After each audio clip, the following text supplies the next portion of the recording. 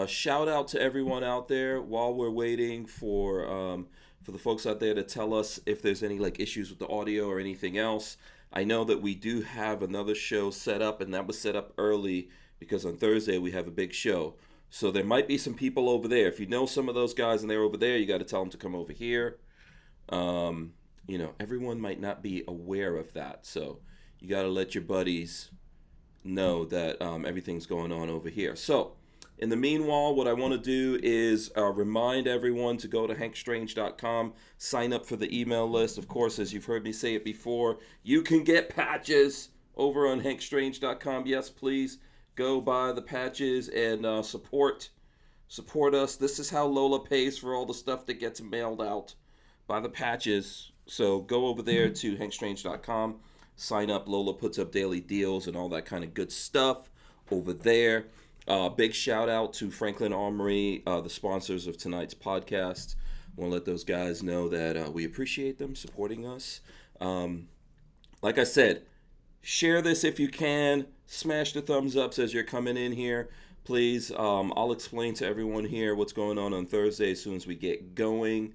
Let's see. Let me drop PRP in there. There he goes. All right. Let me try to be official with everything, Rolando. I'm gonna hit the open button. Go for it. Welcome back to the Hank Strange Situation, Lifestyles of the Locked and Loaded. So let's see. Make sure you guys hit that subscribe button, smash the thumbs up so you can be notified whenever we go live. We are live. Okay, Rolando, you know the deal. Jazz hands, there we go. It's just the two of us. Just the two of us with the jazz hands going. Shout out to everyone out there. I hope you have your big girl panties on. And I forgot to say it. If you're looking to support the Hank Strange Situation, t-shirt wise and other stuff, you can go to Ballistic Ink. There's a link in the description for that. You can get like this t-shirt right here, which is the logo, the Blaster logo. We have a whole bunch of other things there as well as there's other stuff from Ballistic Ink. You can buy backpacks and sunglasses and hats and watches and all kinds of cool things. So we appreciate everyone doing that. And once again, like I said, if you're look around, if you're missing a buddy, they could be over on Thursday's show. You got to tell them to come over here because this is where it's at. So this is, oh, by the way, this is episode number 625. And our guest is Puerto Rican Pistolero. There he goes, Rolando in the building. What's up, man? How's it going? Hey, not too bad. I can't complain. Doing pretty good. Yeah. Made it to another Tuesday. Awesome. Yeah, thanks for jumping in here. Yeah, no problem. Always a pleasure. I appreciate it. Yeah, man, it's been a little bit crazy for me. A lot of things I'm trying to keep up with. But on Thursday's show, so we've got tonight's show, then there's Wednesday, then on Thursday's show, which is this is 625. So episode 627, which I already messed that up. I made a post and I said 626. It's episode 627. We actually have Pete Brownell coming in for 2 hours. Big time. Yeah, it was really cool. How'd you get him for 2 hours? Special negotiations. I have a guy who knows a guy. So, but yeah, I did actually have to do some special negotiations to get him in. But he is coming in Thursday night, 7 p.m. Eastern, the same time that we usually do it. He's going to be here for 2 hours. He's going to answer questions. We'll get into most things. I think there's like at least one thing that I know is kind of off the table, which I'll tell you guys about on Thursday. But if you want to know about it, we can talk about it now. There's just one thing he doesn't want to talk about, but everything else I think we can get into. We can talk about. We can ask questions. You guys in the audience will be able to get some of your questions answered. I think it'll be myself, Pete, maybe Walter will be here, but anyone else who wants to be here and ask questions and stuff like that can feel free to join us. Of course, Lola is real happy about the gray backdrop that she insisted that I do. I don't know if it looks good. Does it make any difference? I don't know. I think it looks good. I like it. Don't encourage Lola. Don't encourage her. Jade Grew says, I would like to hear what he has to say about the NRA. That's the one thing that's going to be off the table. Yep. And I really don't think it's a big deal. I think he's still on the board of the NRA. So obviously, he stepped down from a position. He's still on the board, and there's certain things, I guess, while he's on the board that he doesn't want to get into the business of saying publicly. Let's just put it that way. But everything else, so far as I know, it is on the table. So there you go. I know there's going to be people disappointed by that. I mean, it is what it is. Do you think that's a terrible thing, Rolando? I'll let you chime in on that. I think people always have to balance with what they want.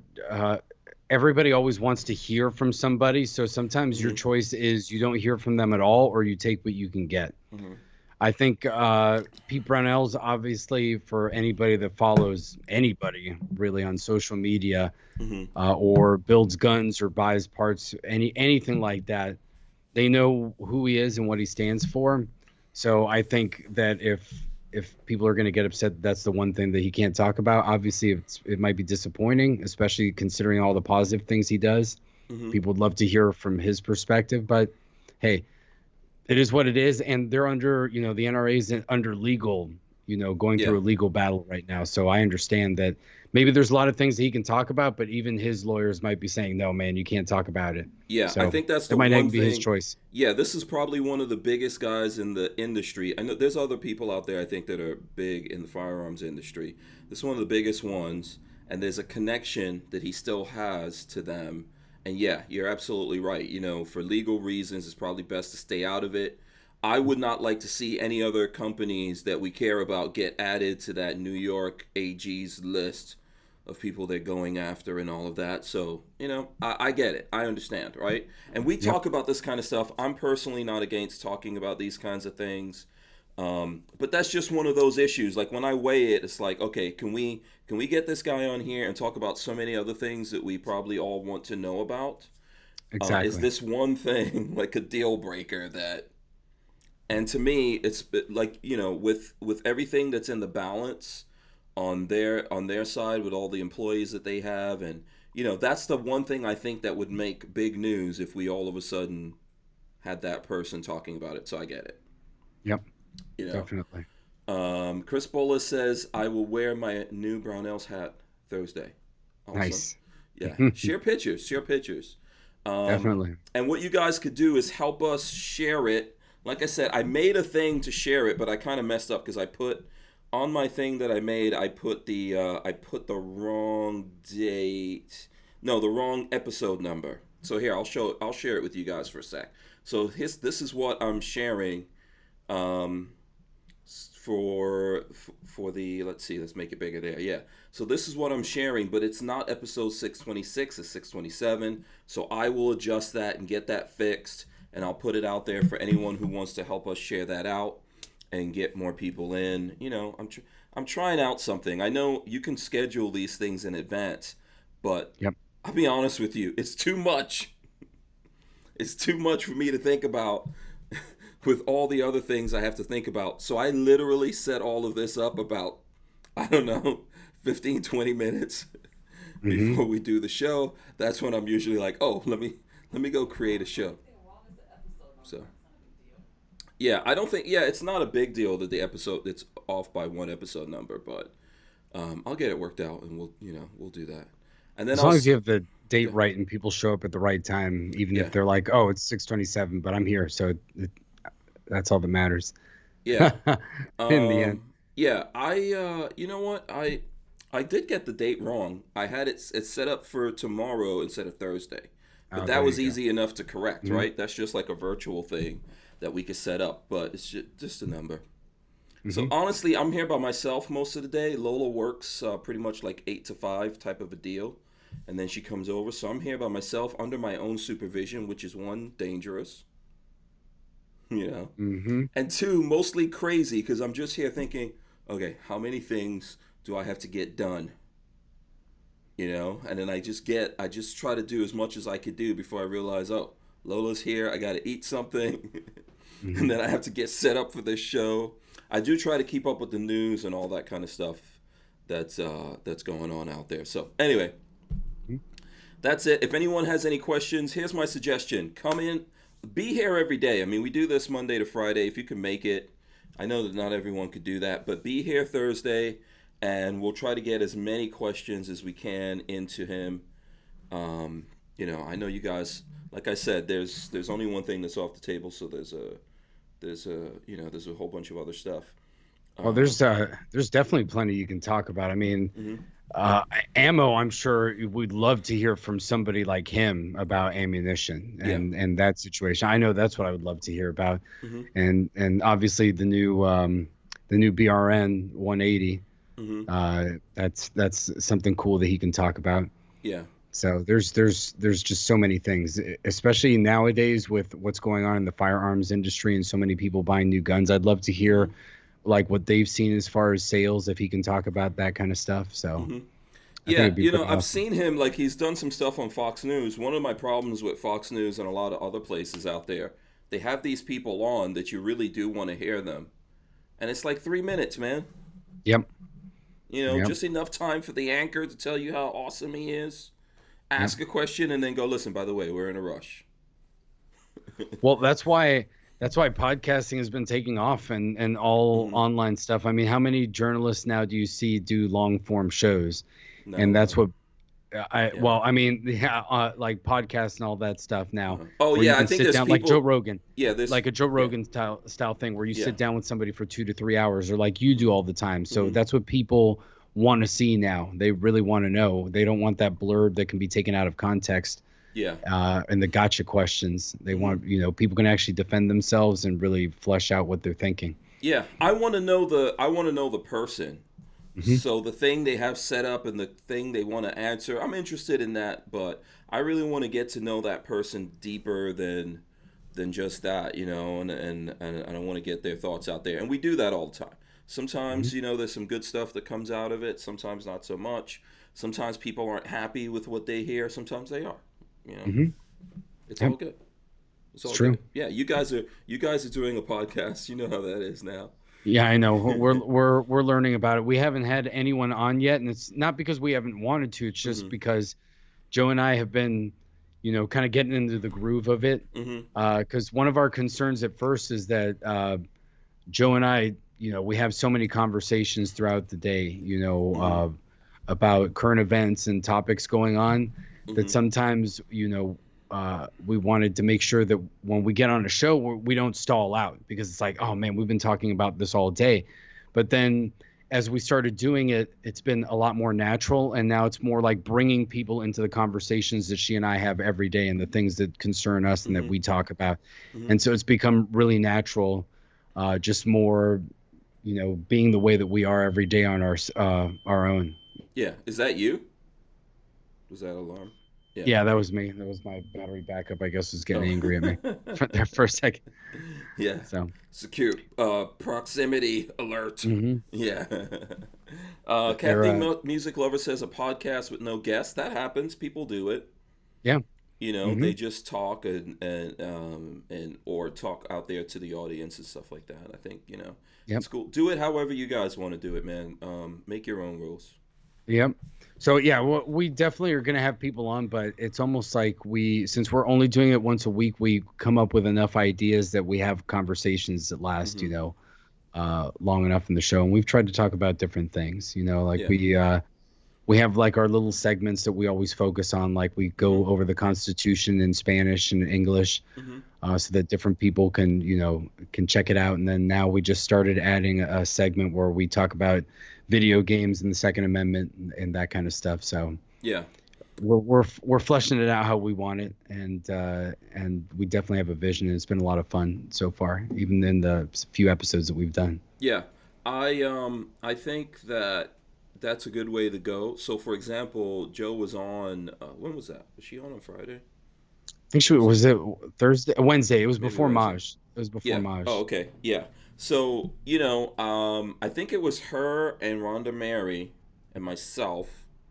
So, I thought to myself, man, I have to have Joe on when it's just me and her.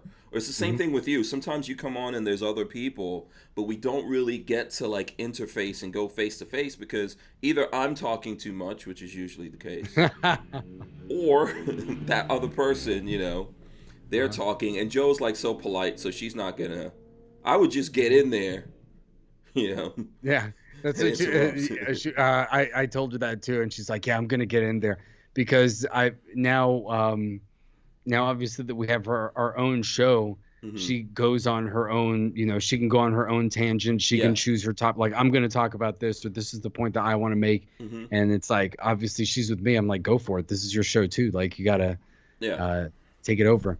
Yeah, it's good So, but sometimes when you're doing like the one-on-one, and I think uh huh. that's usually why Joe Rogan does it like that because then it gives those two. So I remember one of my least favorite and most favorite episodes of Joe Rogan at the same time. I know this is gonna sound schizophrenic, but this episode was schizophrenic.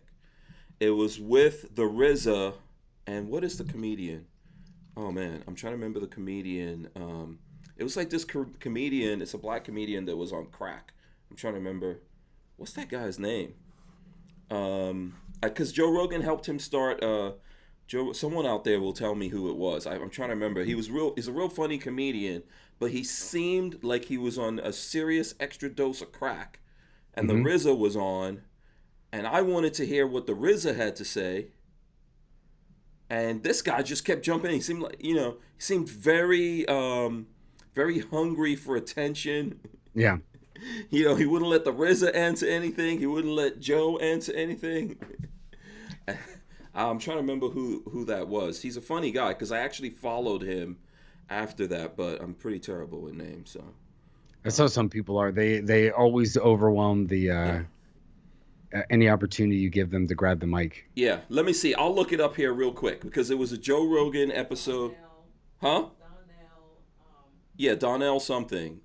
What is it? Let's see. Comedian. Donnell Rawlings. I think it's Donnell Rawlings.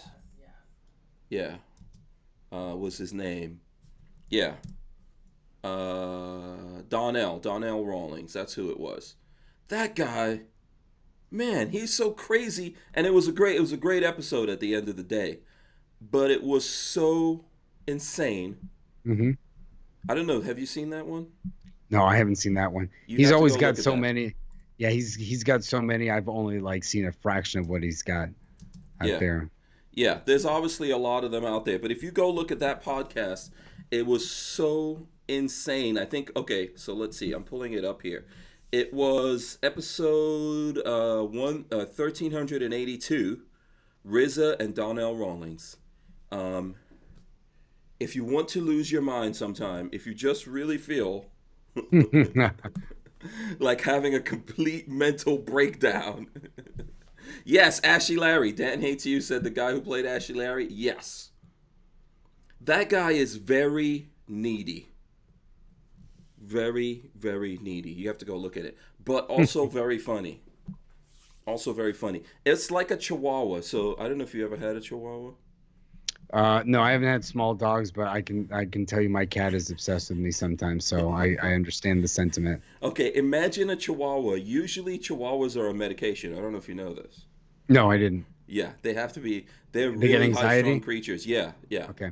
They're really high strung creatures. So imagine a chihuahua not on medication and just yapping off all the time, and then like in the owner's lap, but it's just yapping and they're trying to talk to someone and that thing's just going crazy. Yeah. Um so there you Yeah, go. Shooting gallery, and he says my favorite are when he has Dice Clay and Joey Diaz on. Oh, Joey Diaz is insane. Joey Diaz on his own is crazy. Andrew Dice Clay, I've always been a fan of. I mean, I'm from New York, so. Mm-hmm. um, yes.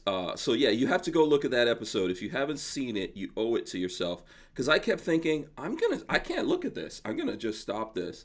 But it was like looking at a train wreck, or it was just so insane. I looked it through the whole thing, and it's just. You get 1 second, you're like, I can't handle it, and then the next, it's like 3 hours later, and you're like, what just happened? Yeah. Well, Rogan told him, dude, don't look at this episode. Don't look at any of the comments because Rogan could tell people it was going to be crazy. Hmm. And I've seen Donnell Rawlings actually come back on Joe Rogan's show talking about it because everyone was like, is this guy nuts? What is he on? Because just imagine the RZA, right? The RZA gets deep. They're over there talking about chakras. Oh and yeah. the Vada Vegeta or something, you know. Hmm. And this guy's just go. It's. Listen, I cannot describe it to you people. Go look at it, and then you're probably gonna send me messages like, okay, this is crazy. When you get Joe Rogan down on that tangent, he goes deep. Yeah, Anything like spiritual or having to do with drugs, he just goes down the rabbit yeah, hole. He yeah, can't help himself. Those are yeah, his favorite topics, I yeah, think. yeah. All the existential stuff. He's like a born dyed in the wool drug dealer or something. Yeah, he tries to convert everyone Hmm. to that. Everyone has to get high or whatever with Yes. him. Yeah, that is like his mantra. Yeah. So you got to be really strong. The one thing I always thought was funny, I looked at the first one where Musk came on. Did Musk come on again? I think he just on one time or twice. I looked at the first one with Elon Musk. If that maybe that was the only one. Yeah, that's the one I know. Yeah, Joe Rogan, big dude, short. I think he's shorter Hmm. than Lola, which is saying a lot. So short, stocky dude, right? That's what happens when you got short limbs. I get it. I respect it. Um, so he usually wears t-shirts and stuff like that, you know? I get that. Joe Rogan had on a pink silk shirt when Elon Musk came on the show. And I was like, what's happening to me? What's going on here? Hmm. And he was so in love with Elon Musk. I was like, they used to say about Prince, don't look him in the eyes. Uh-huh. Yeah, I felt like Joe Rogan should not have looked Elon Musk in the eyes because he couldn't handle it. And he just thought he was like the greatest thing Oh since my sliced God. bread, which I don't believe. I like Elon Musk and all of that, but I just don't fall into that category. DC2 Mega Boost says I watched it, but that's just Donnell. Yeah, I think he's just crazy. He goes, Joe Rogan is 5'7", Armament Nexus says. Yeah, and E-Rock wants to know what that episode number was. Hold on, I'll tell you. 1382. 1382. Go watch that when you get a chance. Let us know. Smash the thumbs ups out there. Okay, I think we exhausted talking about someone else's podcast. Which is What do you awesome. what do you Huh? think of Teslas? I know you're big into cars. How do you feel about them? Um, I think Tesla's the closest thing that I could relate a Tesla to is an iPhone. Yeah. So when iPhones came out, I was looking at them. I thought this was a great idea, but I didn't get in on iPhone 1. Hmm.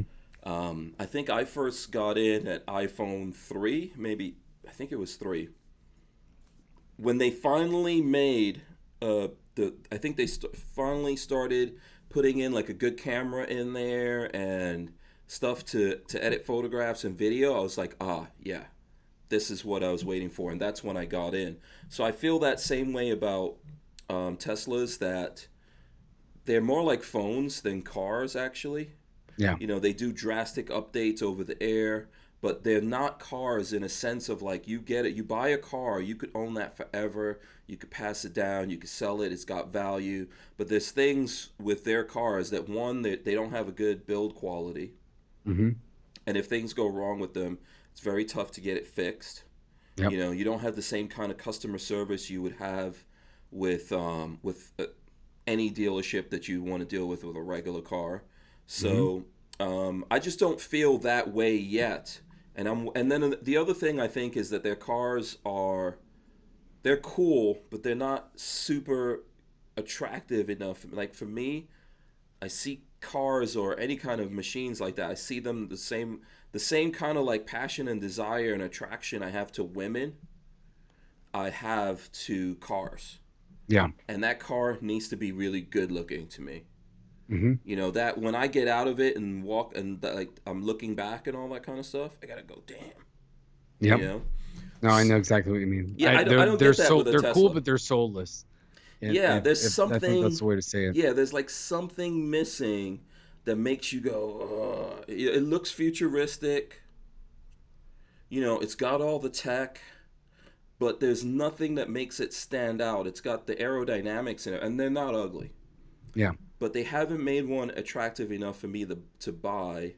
I would buy the Cybertruck if it was out though. Hmm. That's probably the first one. And I think now lately they're starting because I follow Teslas even though I'm not really into them. I follow that. I follow other electric cars. They're just now starting to do better build quality, Hmm. I think, and better features, but they're still not.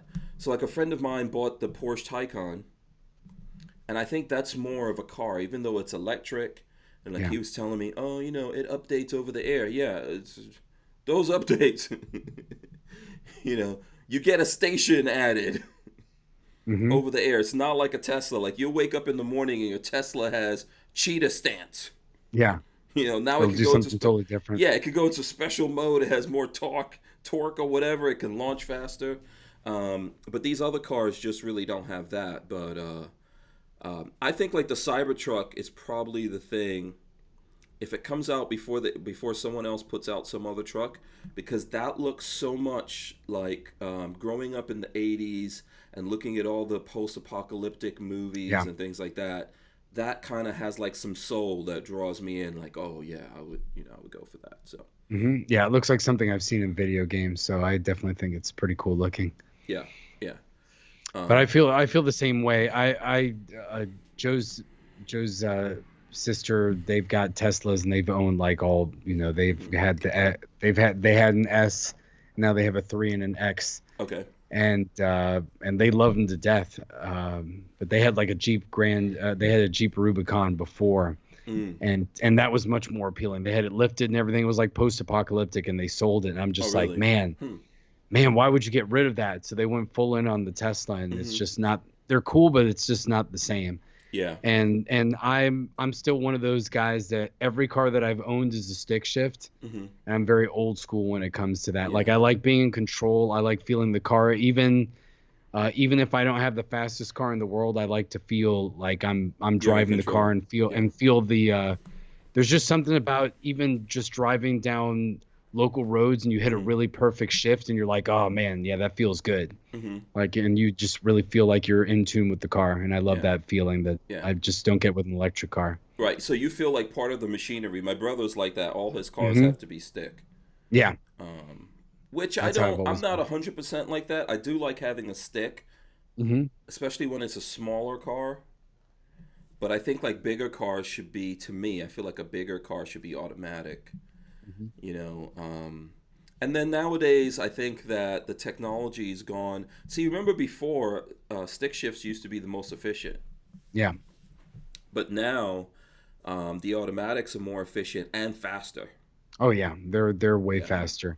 yeah. I know, like with the new Mustangs, they're like 10-speed automatics now, Hmm. and that seems to be coming out in all of them. And Hmm. other cars are mostly CVTs. Hmm. So that's the way it's going to be from now on. Hmm. But I'm happy to see that obviously like the Bronco and all the off-road trucks are still available in stick shift because I think that's still a niche that it's Yeah, important. That's really where you're still going to see it in like off-road trucks and some sports cars, yeah, muscle cars and things like that. yeah. Do you? So I know Lola sees this. Like when I'm driving a car, I typically have my hand rested, and she's like, "What are you doing?" But Hmm. what it is that I drove a stick shift so long that I'm over there. I'm like ghost shifting. Oh yeah. Yeah. Definitely when I'm in an automatic, I do that. I know I always when I jump into like Joe's car, Hmm. I'll put my left foot like I'm gonna push down the clutch and take it Yeah. out of first gear. Yeah. Like if I had it parked, and I'm like, oh Yeah. crap, and then I always put on the parking brake just Yeah. because it's a stick shift. Oh, I use a So parking brake no matter what the I use it transmission no is. matter Yeah. what. But Yeah. a few years ago, I realized that most people don't. So if I drive That's somebody bad. else's car, Yeah. yeah, I put on the parking brake, and then they freak out later on, like, Hmm. you just drove my car. I was like, did you check the parking brake? Did you take it off? And they're like, oh, and I'm like, you don't put on the parking brake? I'm like, I do it That's all the not good. time. Yeah, that's not good for Yeah. the car. People could tell us Hmm. out there. Are you the kind of person that you pull up somewhere, you just slam it into park and you don't put on the handbrake? Hmm. If so, you're evil. You know, you need Yeah, to find I never Jesus understood it. and use the handbrake. That's my a parking brake or whatever you want to call it. It's better for the car.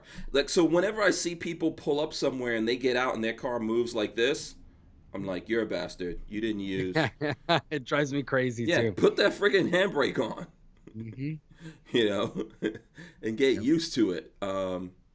I don't know if it's like a Florida thing because people are just, it's all flat here and people just never did that, or if it's Yeah, everywhere, but I really yeah, started noticing it down here. But I was like, well, I yeah. started driving in Florida, so maybe I'm just so used to how people do things here. Oh, they don't know how to drive. People in That, Florida yeah, have no clue on how. Where'd you that start it doesn't make. driving? I started driving. Well, it was down here pretty much. I've lived here. Yeah, Oh, I've lived here for the past like 14 years. So okay. since I got my license. So, and then I obviously I went my first year of college. I was in Atlanta and Georgia Hmm. Tech. So there were hills there. Hmm. So, but I didn't have a car my first year of college. Yeah. When I went back and visited, that's really when I experienced it, Hmm. and had dealt with hills for the first time. So my parents in Puerto Rico, it's all mountainous. Hmm. So they always told me stories of like, yeah, the first time you go driving, you roll backwards on the hill with the stick Yeah. shift, especially in some Yeah. like old like Honda Civic or Toyota Corolla or whatever small car you have in the islands that has like 90 horsepower. Hmm. That's how it is. Yeah. And you've like I've seen in my life people with automatic cars that don't use the handbrake. I've seen those cars Oh yeah. rolling. Yeah. Yep. I've seen them rolling. John Crump says, shouldn't keep your hands on the stick shift. So I don't know what he's talking about. That doesn't hurt anything. I've heard people say that it can like affect the synchros, but I'm like, if it's a modern car is not going to have that issue, I would think, and Yeah. if they can take a ton of horsepower, I don't think it's an issue. I Yeah. don't usually lay it on there. I usually have it like around the shifter, Yeah. so I try to shift it a little bit lower. That's just how I drive. Yeah. Let's see. Night Train says just park it in first gear. I used to do all of that. Mhm. First gear and And parking brake. yeah. That's what I do. Come on. That's how my old man taught me. And my old man was like, "You're not gonna get your license until you learn how to drive a stick shift." Yeah. He's like, "I'm not gonna let you drive the other cars here. You're Hmm. gonna drive the stick first." When Yeah. you used to have one. Yeah. So DC2 Mega Boost says dual clutch is faster. However, the car is really driving you. With stick, you are the driver. True. It is true. Yeah. Dual clutch is pretty fast, man. That's just like that other gear is just waiting. So it's just, whoop, yep. and when you're using paddle shifters, it just, it's I amazing. kind It's of amazing. I kind of describe it, when I go shooting, it's like I'm sure it's an overused analogy, but it's like Hmm. shooting a bolt action or a lever action. Hmm. It's like it's not as practical. Obviously semi-automatic weapons Hmm. or where it's at, you're going to shoot a lot faster. They're more effective, but there's just something about you doing a mechanical action to make something work Yeah. that is just really appealing. And I know maybe it's a dude thing. Maybe it's just an old school mentality nowadays because it seems like less people appreciate that Yeah. nowadays, but Yeah. that's what I'm Um, about. I carry my revolver in single action. He's a savage. Hmm. He says putting your handbrake on while parked on a flat land is like people wearing a mask in the car alone. Obviously, sir, you are savage and wrong. I just think if somebody bumps into my car too, it's gonna go. Something will happen to it. Yeah, it'll move. Yeah, listen, it's just the best thing to do. It's best. I think it's better for the transmission and lots of other things. Let's look it up. Look it up. Let's see what the experts say. I mean, Okay. it's called the parking brake most of the time. It's not like the drifting brake. That's not what it's used for Yeah. nowadays. I think that's what the kids think it's for. It's for drifting. Yeah, when you So get out of the car and it lurches forward like this, when you get out, it's sitting on something. You're not allowing that. That brake is from sitting on a gear and stuff like that. So you're gonna wear that out. mhm. So I don't know. Maybe that's mumbo jumbo. Maybe Well, that's like have you seen the crazy cars now that they've got the electronic parking brake? I don't trust those things at all. no, those suck. Yeah, And I've had them. I've had cars like that, by the way. yeah, Yeah, I've never had one, but I've seen it. Like I yeah, think Joe's parents had a Civic that had that. I was yeah, like, what is this? yeah, yeah. So, All the modern cars have that handbrake by wire. mhm. So yeah, yeah. Let's see here. And then he says, "Yeah, I thought you were talking about an automatic. I do it with automatics. I put the brake on. Put the Yeah, I brake put it on. on no matter what. Yeah. And Kathleen Music Lover says, don't play with your stick shift when driving. Well, I always do that. Yeah, I always do it. I always do it. It's called practice. Yep. I'm downshifting. If I have like a bottle or something, which this is so crazy. if I have a, because I drove in New York City with a stick shift. Hmm. That's all I had when I was starting. I think maybe I had one car that was an automatic, but I had stick shift, and I would drive in New York City, Upper East Side, Brooklyn, Queens, the Bronx, everywhere with a stick shift. So if I have a bottle or something like that, I'm still shifting, pushing it down, Hmm. putting in gear. That's what I like about my 1990 Suzuki Samurai. It's a stick shift, Yep. so I get to, you know, I get to mess around with that. So, and Len So have Holtz fun. and quite a few people says learn how to drive with a 3 on the tree. That's how my dad learned how to drive stick. Yeah. Hmm. So what is that? Explain that to me. So the shifter's actually on, on the shift column. So like how you would Oh, have right. the old school Got it. automatics, Mm-hmm. usually like the old minivans. For me, that's where I used to see them, the minivans and the Uh, station wagons with the shifter up here. but there's still a clutch and Yeah. oh So, but your shifter is up here instead. So that's how yeah you go through the gears. yeah. Shooting Hmm. Gallery, and he says, when can we all go back to driving Pontiac Fiero? I love those. Well, and that's like one of the most popular kit cars. Everybody loves to just buy those and put whatever crazy shell on them, turn them into Hmm. exotic cars. Yeah. So, And I carry my revolver. Says Hank, do you find lots of horsepower addicting? Um, are you serious? Is this a? Of course, that's a power, rhetorical question. power. Yeah, it's awesome. Hmm. Um, yeah, I'm not scared at all by the horsepower wars, man. Like, you can buy. So that new Ram TRX Hmm. is 702 horsepower in a pickup truck. Yeah. That's awesome. That's standard. Yeah. Comes It's a like that. beast. Yeah, obviously it's got a supercharger, but yeah, you know. Yeah. So can you imagine that? You could still probably tune that up a little bit from there. Well, it's just crazy how in such a short. I mean, I know people love to talk. I mean, we were talking about Tesla earlier, Hmm. and people love to talk about how electric cars get instant torque and all that stuff. But Hmm. look how in the past 10 years, how refined even internal combustion engines have gotten. Like, I think I mentioned it before. I drive a Mustang, but it's an EcoBoost. Hmm. But even the EcoBoost gets 320 horsepower. That's That's what amazing. that's what the 2010 GTs used to get, the V8. Yeah, And that's not even that long ago. And you can smoke old Mustang stock with that car, and the V8s now are ridiculous what they can do. yeah, What the power that you can put down on yeah. those. By the way, you could take that. I think you could take that Mustang to 350 something or 360. Oh yeah. Yeah, Yeah, there's a tune yeah. because there's this thing called Race Chip that I Yeah. have. It was in my previous car before the one I have, like a used Volkswagen nowadays. Hmm. But in that chip, which I can't use on mine, mine's naturally aspirated Yeah. because it's so old. But Hmm. I'm being really sarcastic. But with that thing, anything that race chip can tune anything that has turbos or a supercharger in it. So, Yeah, I had a Mazda Speed 3 before this hmm one, hmm and I had the access port, so it was pretty similar for that for the Mazda. And I used to go into the tables and tune the turbo and all that stuff back in the day. hmm So that's part of why I got the EcoBoost, because hmm Ford used to own Mazda, yeah, so that 2.3 liter turbo was an engine that they had used. hmm So I was like, I know this motor, it's solid. I had 100 and like hmm 60,000 miles on that Mazda, yeah. and that car Which was Mazda did you was have? great. The Mazda Speed, so The that was the Mazda Speed. turbo Okay, hatchback okay, that yeah. they had. What year was So I that? had that one was a 2010. So 2010. Okay, I had owned a couple of Mazdas before that, but that was the yeah, first Mazda Speed. yeah. I So used to and like Mazda. I Yeah. loved them because they were still the only Japanese company that still cared about making all their cars fun. Hmm. And you could pretty much find every model in stick shift. They always tried to emphasize, the driving experience. Yeah. And So I had a Mazda 626 okay. coupe. Hmm. That was cool.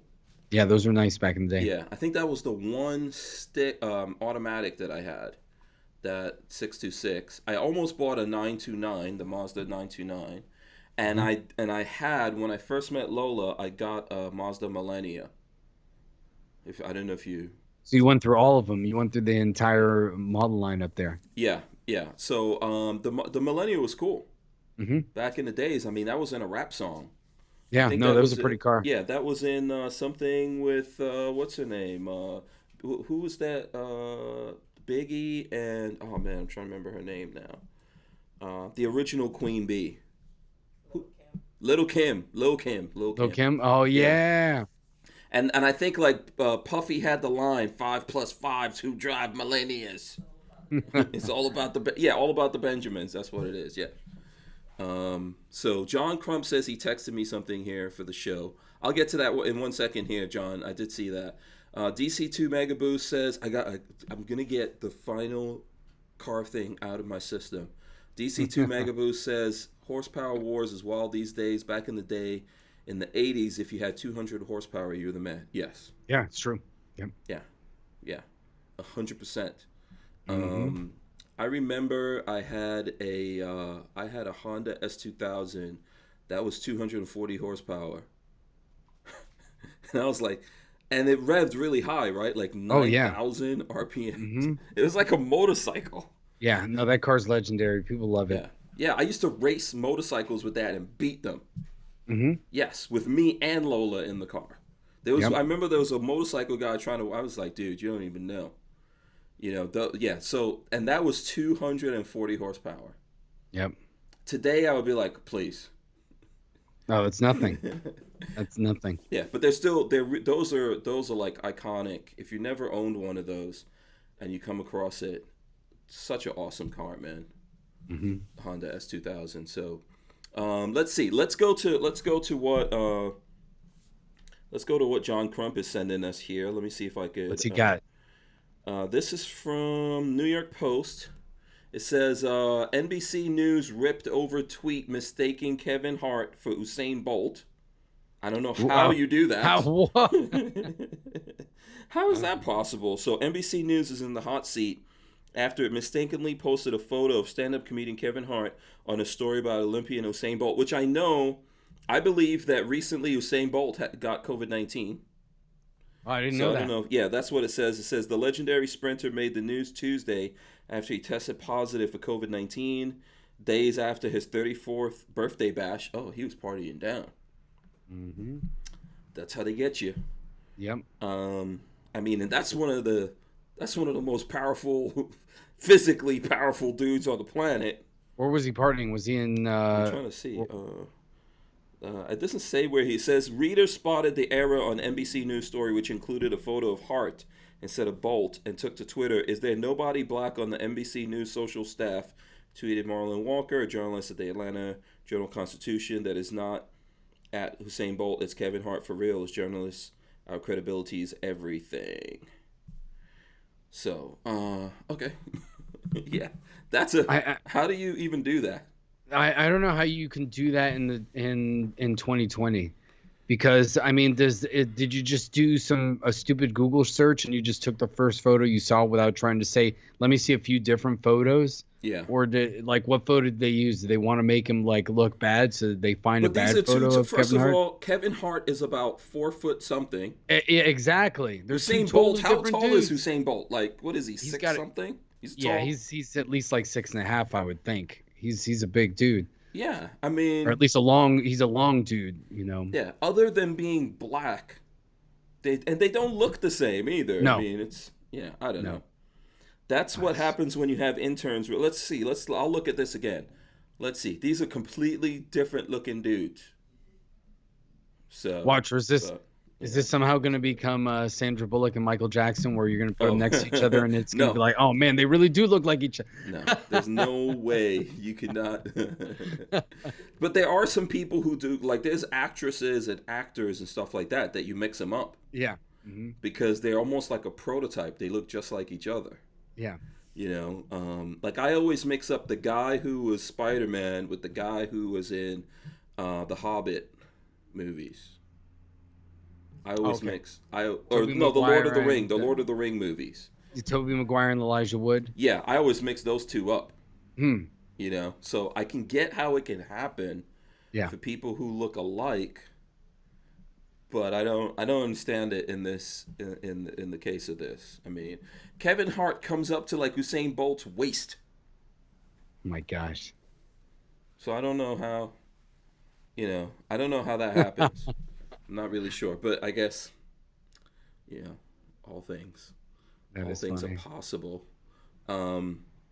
Yeah, so that's crazy, but there's a lot of stuff like that, I think, that goes on out there.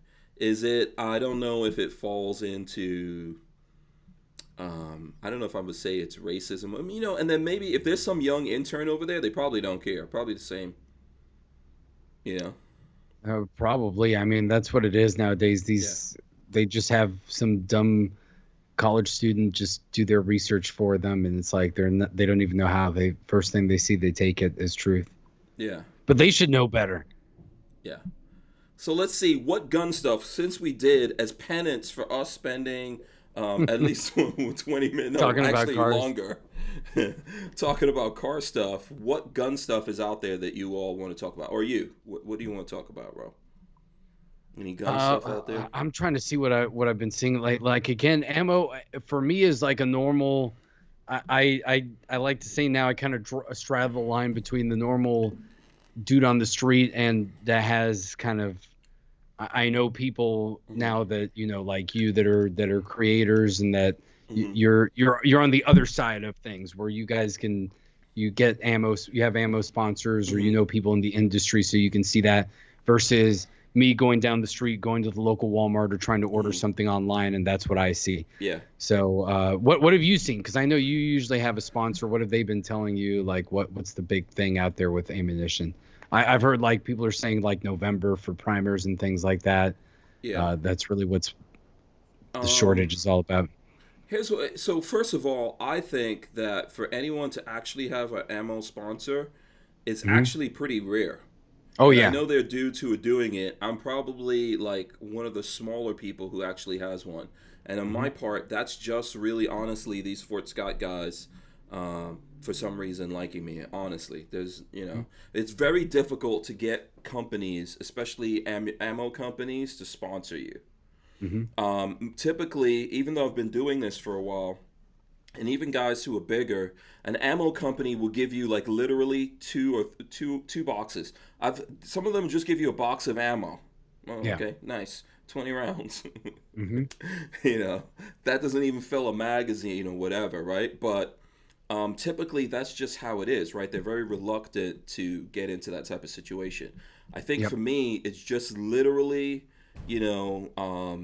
fate or something crazy like that the owner of Fort Scott Munitions, I'll tell you the story. So I was in a gun store and one of their sales guys was in that store and the people in the store could give two craps about them.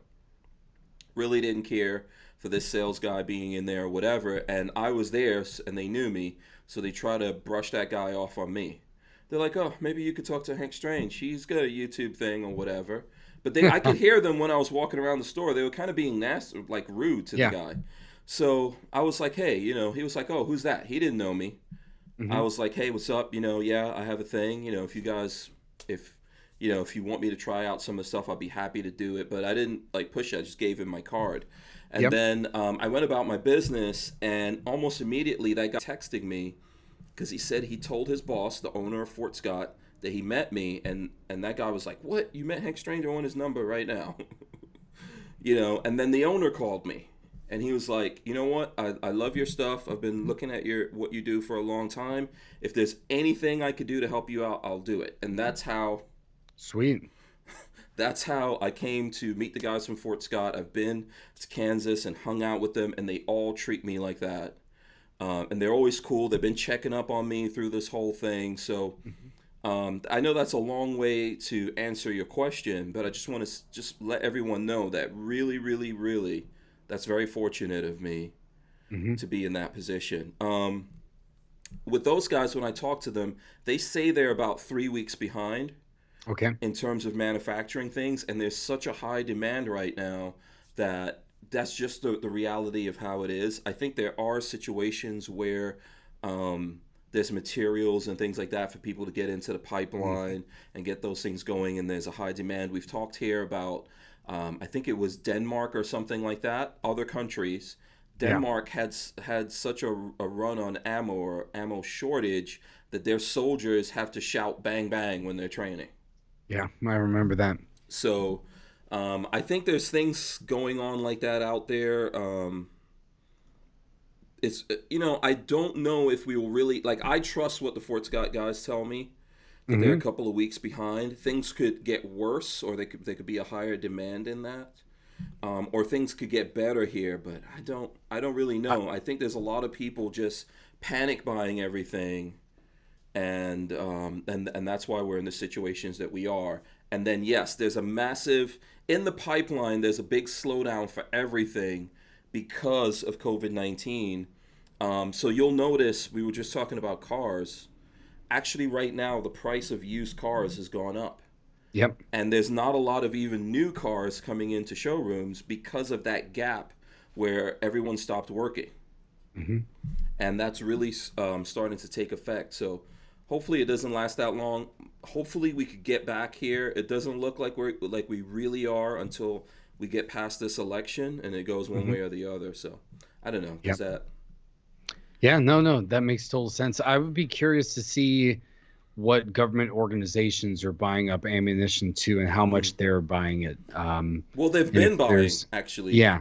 They've been So, doing it for years, buying big numbers yeah, of yeah. because I know I, I read something interesting about, you know, what a modern military conflict would look like World Hmm. War III. Not like the Hmm. United States going into the Middle East and dealing with insurgents or things like that. Like straight up two superpowers fighting each other, how that Hmm. would look. Or like what India is going on with China and Pakistan. And one of the things that they said is, during World War II, we could build like a ship in like a month, Hmm. and you could build planes in like a few weeks. Now everything is so technologically advanced that it takes years to build like an aircraft carrier and months or a year to build like one fighter jet. So they've Hmm. said that pretty much in a conflict, like the U.S. and China might run out of like missiles and that kind of ammunition, heavy munitions in like months, Hmm. and that after that it's going to be down to basically old school weaponry, so Hmm. small arms and things like that are in a big conflict. So I'd be curious to see how much countries are buying ammo because of that, because they know like we got like 10,000 missiles, but once we shoot all of those in like a few weeks, like it's over. What are we going to do then? We're just going to throw rocks at each other. Hmm. So, and it's different. And obviously both sides would you would think that they would take out each other's factories. So then what are you going to do? You're going to go back to, like, that's how guns like the grease gun and things like that were invented, because they had to go back to the basics, and they're like, we can't waste time making a more advanced gun like the Thompson and giving it to everybody. We got Hmm. to make a cheaper submachine gun. Yeah. So it'd be interesting. Yeah, I think before I met the Fort Scott guys, which was a couple of years ago, I was stockpiling ammo. Oh yeah. Whenever I Hmm. had money, just because I mean we burned through a lot of ammo. Hmm. The Fort Scott guys don't even make everything, so I still have, a lot of ammo. Right? It's not there's dudes out there I know for a fact have way more ammo than me, but I Hmm. think a lot of the like diehard guys out there have been stacking up on ammo. So I think in a place like America, we're a different situation Hmm. because the government's been stacking that, and the people have been stacking it. Yep. Other countries, I don't, probably very very true what you're saying. Hmm. Um, and I would like to hope, even though I'm not a big like military industrial complex guy, but I would think that America has more than whatever they're saying, and if not, then someone hasn't been doing their job. Hmm. And in a lot of ways, America's been getting ready to go to war with its own people. Yeah. Oh yeah. So and other countries out there as well. But what I think the reality is a lot right now we're kind of like World War IV. We're kind of in it. It's a different Yeah. kind of war. That Hmm. the way that these countries are fighting each other is through social media. Yep. It's propaganda. Yeah. And they're Hmm. setting off people. We've set off things in other countries. Other countries have set off things here. And I Yep. feel like that's what's happening and a lot of what we're seeing around us. Now, am I saying that every situation we see is engineered? No. I think naturally stuff's going to happen. We just had something happen where someone gets shot and then immediately everyone reacts, everyone draws their side, people start tearing down and burning down their own neighborhoods and stuff like that, and then we all start picking sides and acting like we know what happened and what have you. So I think that's the way that wars are being fought right now. Well, look what I that's another thing that I read recently about what China's doing. So they started it in like Xinjiang, which is where they've got all the Uyghur Muslims that they've been throwing into those camps, and they're rolling it out in Beijing, and they're trying to pull almost like Minority Report. So they have their algorithms. I guess they call it's AI at this point, whether you want to think about it as like AI that we think, like a sentient machine that's controlling everything, or it's just programs that can search through data. And they'll search through all your social media, all your phone calls, everything. They have cameras everywhere. I heard that they're trying to get to the point where they want to see if they can read on people's facial expressions when they see certain propaganda. If they think, well, that person just smirked when they heard something about like the great leader Xi Jinping, this person might become a dissenter, so we have to start monitoring them more closely. Like that's the point where they're getting in China. And obviously they're selling that technology to a lot of other countries. That's what scares me a lot sometimes. It's like people don't understand that for all the flaws that we have here, we have to try to preserve America, because you're seeing other Western countries that don't care about the values that we do anymore. I mean, London is the most surveilled city in the entire world. The British were supposedly our closest allies. You see the crazy things that the police do there. They arrest people for saying something mean to somebody else on social media. Like, you don't have freedom of speech there. And sometimes we forget how special that is. And we're like, oh, well, other Western countries have our values. And I was like, no, sometimes they don't. They really do not. They're in between. They're almost in between what China is and what the U.S. is right now. And they're willing to go down that path. I saw that in New Zealand with COVID, they passed a law that essentially they could go without due process and go to your house to see if you had COVID-19 to quarantine you. I was like, that's something that maybe in the United States they would try for that to happen, but that goes against our values. So some it's of different. our values. There are people who believe in that. Obviously, there's certain places that are saying. So, for example, if we come up with a vaccine, which I'm sure we're pretty much there, right? We probably have several vaccines in the pipeline. It's going to be mandatory. You have to take that vaccine. We don't even know what the efficacy of it is going to be, right? Because we're dealing with something that constantly changes. We don't know what the side effects are going to be, but there's already people going, you're going to have to take this. You don't have any choice, so we'll force it on you. Right. So, yeah, I think that we're probably the problem child for the rest of the world because, just the nature of how some people are in America, we're not going to very easily fall in line. We have from that, like from my cold dead hands kind of mentality.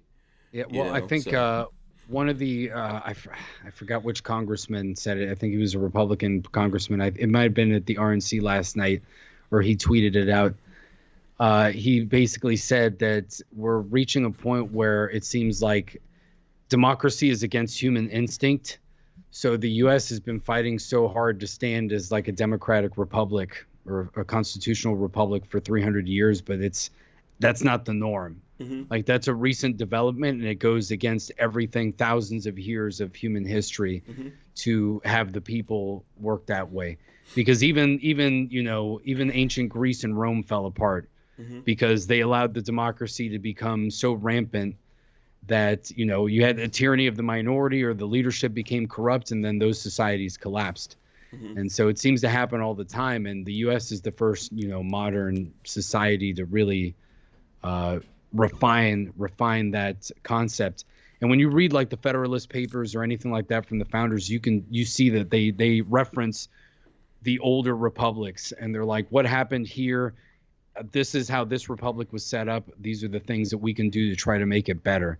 And so nobody really ever refined the idea like we did, and it does really go against human instinct. And that's why it's so easy for people to be seduced by like communism or socialism, because we see it in other countries. I mean, I'm Puerto Rican, so I'm fortunate enough that we're part of the United States. But living in South Florida, I hear stories from, the Cubans and Venezuelans all the time Hmm.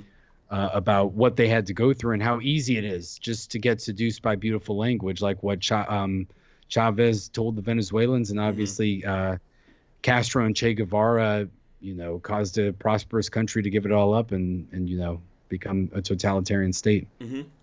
Yeah, I would agree with what you're saying. Hmm. We've got someone out there who says he's in Kenosha. Oh, wow. Okay. Yeah, I can't verify that, but he that's Raymond out there. He says, please pray for Kenosha. They burned down a lot of my town I live in. Um, Listen, there's a lot of people here who believe in that. A lot of people living in the cities believe in that already. Hmm. And I think the difference is it's not the same, right? There's people who live in the cities who see what we're talking about here and understand it, but a lot of people who live out in the country were actually living it, Yep. and we realize like what it is to be self-reliant and have to deal with most of our problems ourselves, and we understand the beauty of that, but there's other people who don't. So Yep. a lot of what's happening in America, instead of fixing things, just destroying everything and then calling for some outside force to come in and fix it when it's your problem that you created, Hmm. and that you have to take an honest look at. Yep. That's really what I think what we're having. So like if you have kids, and someone comes to you and says, "Hey, your kid's a bad guy," right? What? No, Hmm. I raised my kid. There's no way he's. Some people are going to be honest and they can recognize when their kids are bad guys, right? Yep. But a lot of people cannot. Nope. And how often is it that someone says, "Okay, go ahead, tell me about my kid. Let me actually look into this. I want to see what's going on and think about things before they deal with it." And I think that's a lot of what we have happening, that everyone's just reacting to everything. Okay, this bad thing happens. Let's compound it with a ton more of bad stuff and destroy everything where we are. And then when we have no hope, we have no choice but to become like a socialist city or state, right? Because when Yeah. we burn everything down, someone from the outside has to come in and fix it. Yeah. And I think that's sometimes in the, yeah, sometimes I think that's part of the plan, and you hear it all the time throughout history, different examples of things like that, Hmm. where that's how they do it. Like I honestly feel like sometimes, look, we saw supposedly for the first time in Portland the other day, you had like the right wing, or whatever you want to call the opposition come out against Antifa. And there are some people saying that that's a false flag, that's Antifa dressing up as right wingers to start like a brawl to then escalate things. Hmm. Because or we know that once regular Americans start coming out, if they go to those certain cities and then there's a crackdown when they show up to try to stand up against Antifa, then you're going to start seeing a lot of I think you're going to start seeing a lot more problems, because Hmm. then people are going to be like, okay, so this is a double standard then. I see. Hmm. So when they come out and riot, it's okay. But when we come and try to stop them in mass, then we're the ones that get arrested. Now that hasn't happened yet, but if it does, I could see how that would cause a lot Yeah, of or there are problems. Or people. There are people riot. Let's forget about people rioting. There's people yeah, protesting, but people can't go out and actually vote. yeah, You can exactly. go out en masse and protest, but you can't go out and vote. I mean, Yeah. And I think voting people is a are, way to express your discomfort or dissatisfaction with what's going on in politics. It's also a protest. yeah, and I It's a think, right and that you have, just like people have a right to protest something. yeah, and I think most people aren't buying that, or they know they're lying to themselves when they say that. Hmm. Because if you're the kind of person that you're going out to Walmart every day to get your groceries and all that stuff, mask or not, if you're doing that, you're around a lot of other people all the time, and you can't tell me that you can't go out and vote. Like that's BS. That's Hmm. utter BS. Hmm. And if you think that that's the case, you're absolutely lying to yourself, and Yeah. you're lying to everybody else And when I you and I say went that. out and voted, and it's no problem. I think that No. I've got no issue. People want to early vote, right? Yeah. But I think ultimately you want to make sure in these times that that vote is not tampered with, and we Hmm. know for a fact that people are tampering with those things. And Oh and yeah. and just to go back to what we're talking about with these with the rioting and stuff like that, I know I saw and I verified it from a couple of different places They burned down a black church Yeah. in here in Wisconsin. They burned down a black church with a big sign out there that says Black Lives Matter. Yeah. So what's exactly happening? It You know, that's yeah, it's because it doesn't matter. That's not what it's about. yeah, It's either certain groups that have a motive, or criminals taking advantage of those groups causing chaos too. yeah, There's no doubt that happens as well. yeah. And then other people that just get caught in and they're young and dumb and they're like, oh, well, it's cool. Let's go burn stuff down with these people. And they Yeah. don't even care either way. Me personally, I'm not trying to even in this thing that I do, I'm not trying to take advantage of what's going on. That doesn't mean more to me than actually solving things. I would rather solve things or try to figure out exactly what's happening, have some kind of communication, open with people and dealing with things. And if there's which I'm going to say there is, right? There is a problem with excessive use of force when it comes to police departments. But in general, I think we can all understand that not every single cop out there in a police department is participating in that, right? Definitely, they're not racist. A lot of these cops are people of color. There's just things here that we need to fix, and what everyone is forgetting is that these people work for you. You live someplace, you pay taxes to that place, you are funding the police. Okay, you vote. If you don't vote, then I really don't have any respect for you. I'm sorry. I know people all have their reasons. Well, I don't vote because of this. Okay, stupid. Still. And that's my opinion, right? At least vote in your local things where you can control who's your mayor, who's your police chief, who's your sheriff or whatever, right? And have some controls over that. And so if you are paying for it and you are putting the people in charge of those police forces, you're putting those people in position, ask them why they're not doing their job. If they're not doing their job, kick them off the job. Take that over. Another thing is, you should, especially when you look at places that are run by Democrats and that are predominantly people who live there, people of color, and then that's not reflected in who's in the police department. What the hell's happening? You need to get into that police department. And if you're not going to do it, if you don't want to be a cop and someone else is a cop, there's something that you have to do before you say, you know what? There's a problem here. I'm going to solve it. That's like you're in your house, okay? The roof is leaking. Your solution, you're going to burn your whole house down. Yep. So we're just not solving anything that way except setting ourselves up to look like Mogadishu or someplace like that. And then someone from the outside has to come in here and change things. And I'm going to tell you, if someone actually has the idea that that's going to happen, that's not going to happen in America. No, I've always said that I've always been of the belief that if the U.S. were to go down, we're going to take everyone else with us when we start going down. It's going to be it would cause a global conflict, because there is no way, when you think of it from a practical perspective, let's say that happened. Like, let's say it just fell into chaos here and the government didn't have control and it fell into basically anarchy and faction war or whatever. Do you think that the rest of the world could, from a practical perspective, there's never been a country that's collapsed that has nuclear weapons, first of all. The rest of the world wouldn't be able to allow that, because who knows what the factions are and how crazy they would be. They'd be like, the UN and most countries would be like, we have to secure the US's nuclear weapons. Like, we can't let crazy people take that over. So they would beg China and Russia, they would be the only other militaries capable of doing anything, to go in. And then what would that do? That might cause us to stop fighting each other and be like, no, you guys aren't going to come into my house. And then that's going to create a huge conflict. Some people here might support that. Some people might support that. Yeah, or the factions might get one faction in the U.S. to join them and let that country in. Yeah. You might have collaborationists or something like that. If we got in the time machine and went back to January, in America we had problems in January. Yeah. Right? Or even if we go back to December of last year, we had problems. America's always had problems. We've been dealing with it. America's getting better. I've been living here since the 80s. Yep.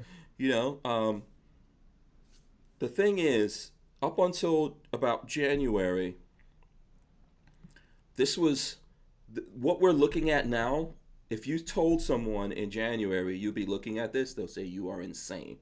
Mm-hmm. Okay, we had massive. I hate to sound like a Trump commercial here, but we had prosperity. We had the stock market going up.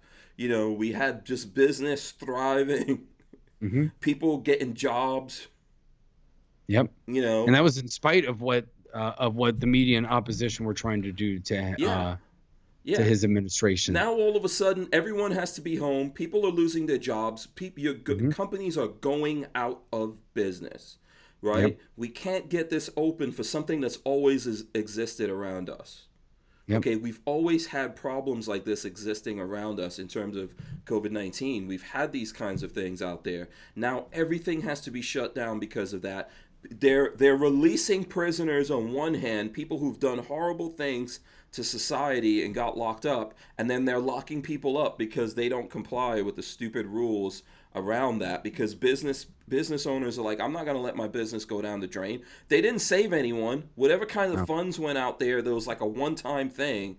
That got burned out as soon as it hit. Yep. Right?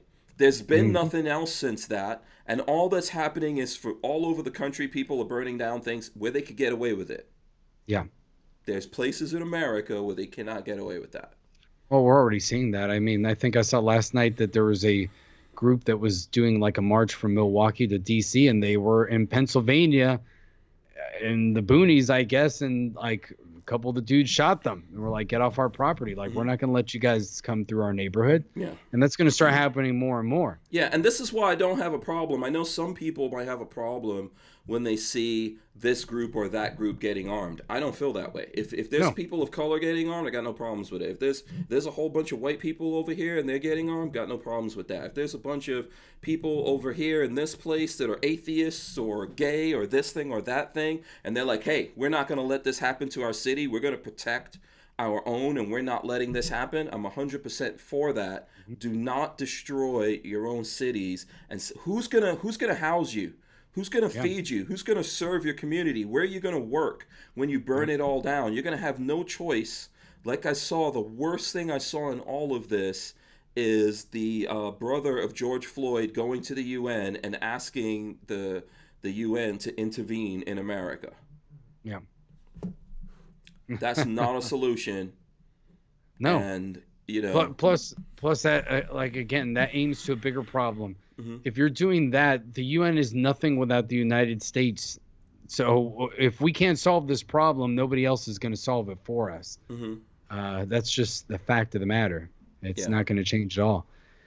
Yeah, we can solve it. Ultimately, if you think your neighborhood is so bad, you become the police. You want to defund them?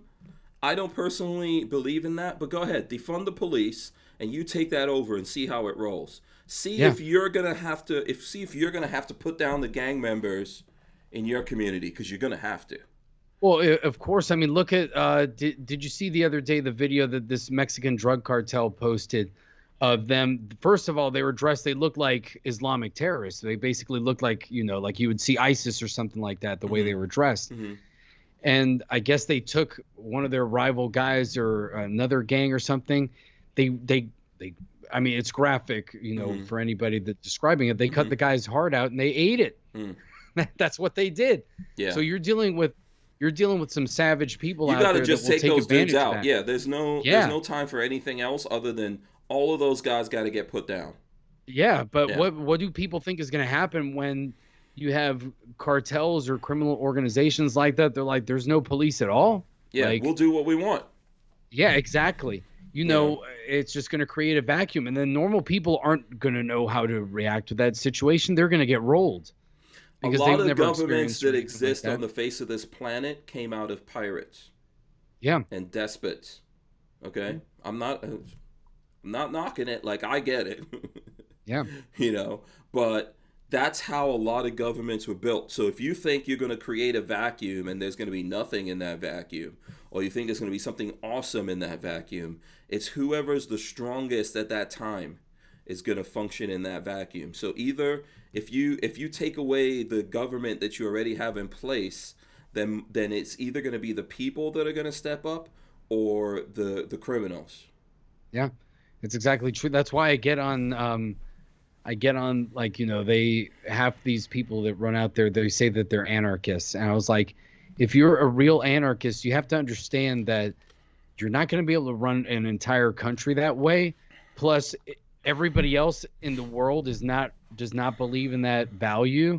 So they're going to look at you and they're going to be like, so we've got this mob of people over here. They have no government or military because they're all anarchists. They don't believe in any of that. So they all basically have to stay in their little corners and cooperate if they want anything to happen. And any decision that they make, it's like democracy with chaos, basically, is what it is. We'll just go over there and exert our force because we're a unified force over here, and we'll just beat them over the head and take them out one by one because they're not unified, because they don't believe in that. So that's the flaw. And sometimes people don't think beyond their own ideology sometimes. There's a lot of people that are anarchists and they're Billy badasses. And that badassery lasts up until someone comes up and kicks their ass. Yeah, exactly. And then when their ass gets kicked, then they all of a sudden become socialists and everyone else should save them. Yeah. So, or you throw them onto, like, you say, okay, we'll go start a commune somewhere where everybody has to farm and do all that stuff. And after like 2 or 3 weeks, they're like, oh, I don't like this. I don't like having to grow my own food and do all this stuff. And then if I don't want to do it, everyone else in the commune gets pissed off at me and they want to kick me out. Like, that's not fair. I was like, that's how it really works. Yeah, you either learn how to live alone or live with people. Exactly. There's no other choice. You got to figure it out one way or the other. I mean, ultimately, this is how societies work together. I really, listen, I think that ultimately the people are going to speak here one way or the other. Yep. And we'll all have to live with that. I'm not really as worried about it, I think, as some other people are, because I know what I am not doing.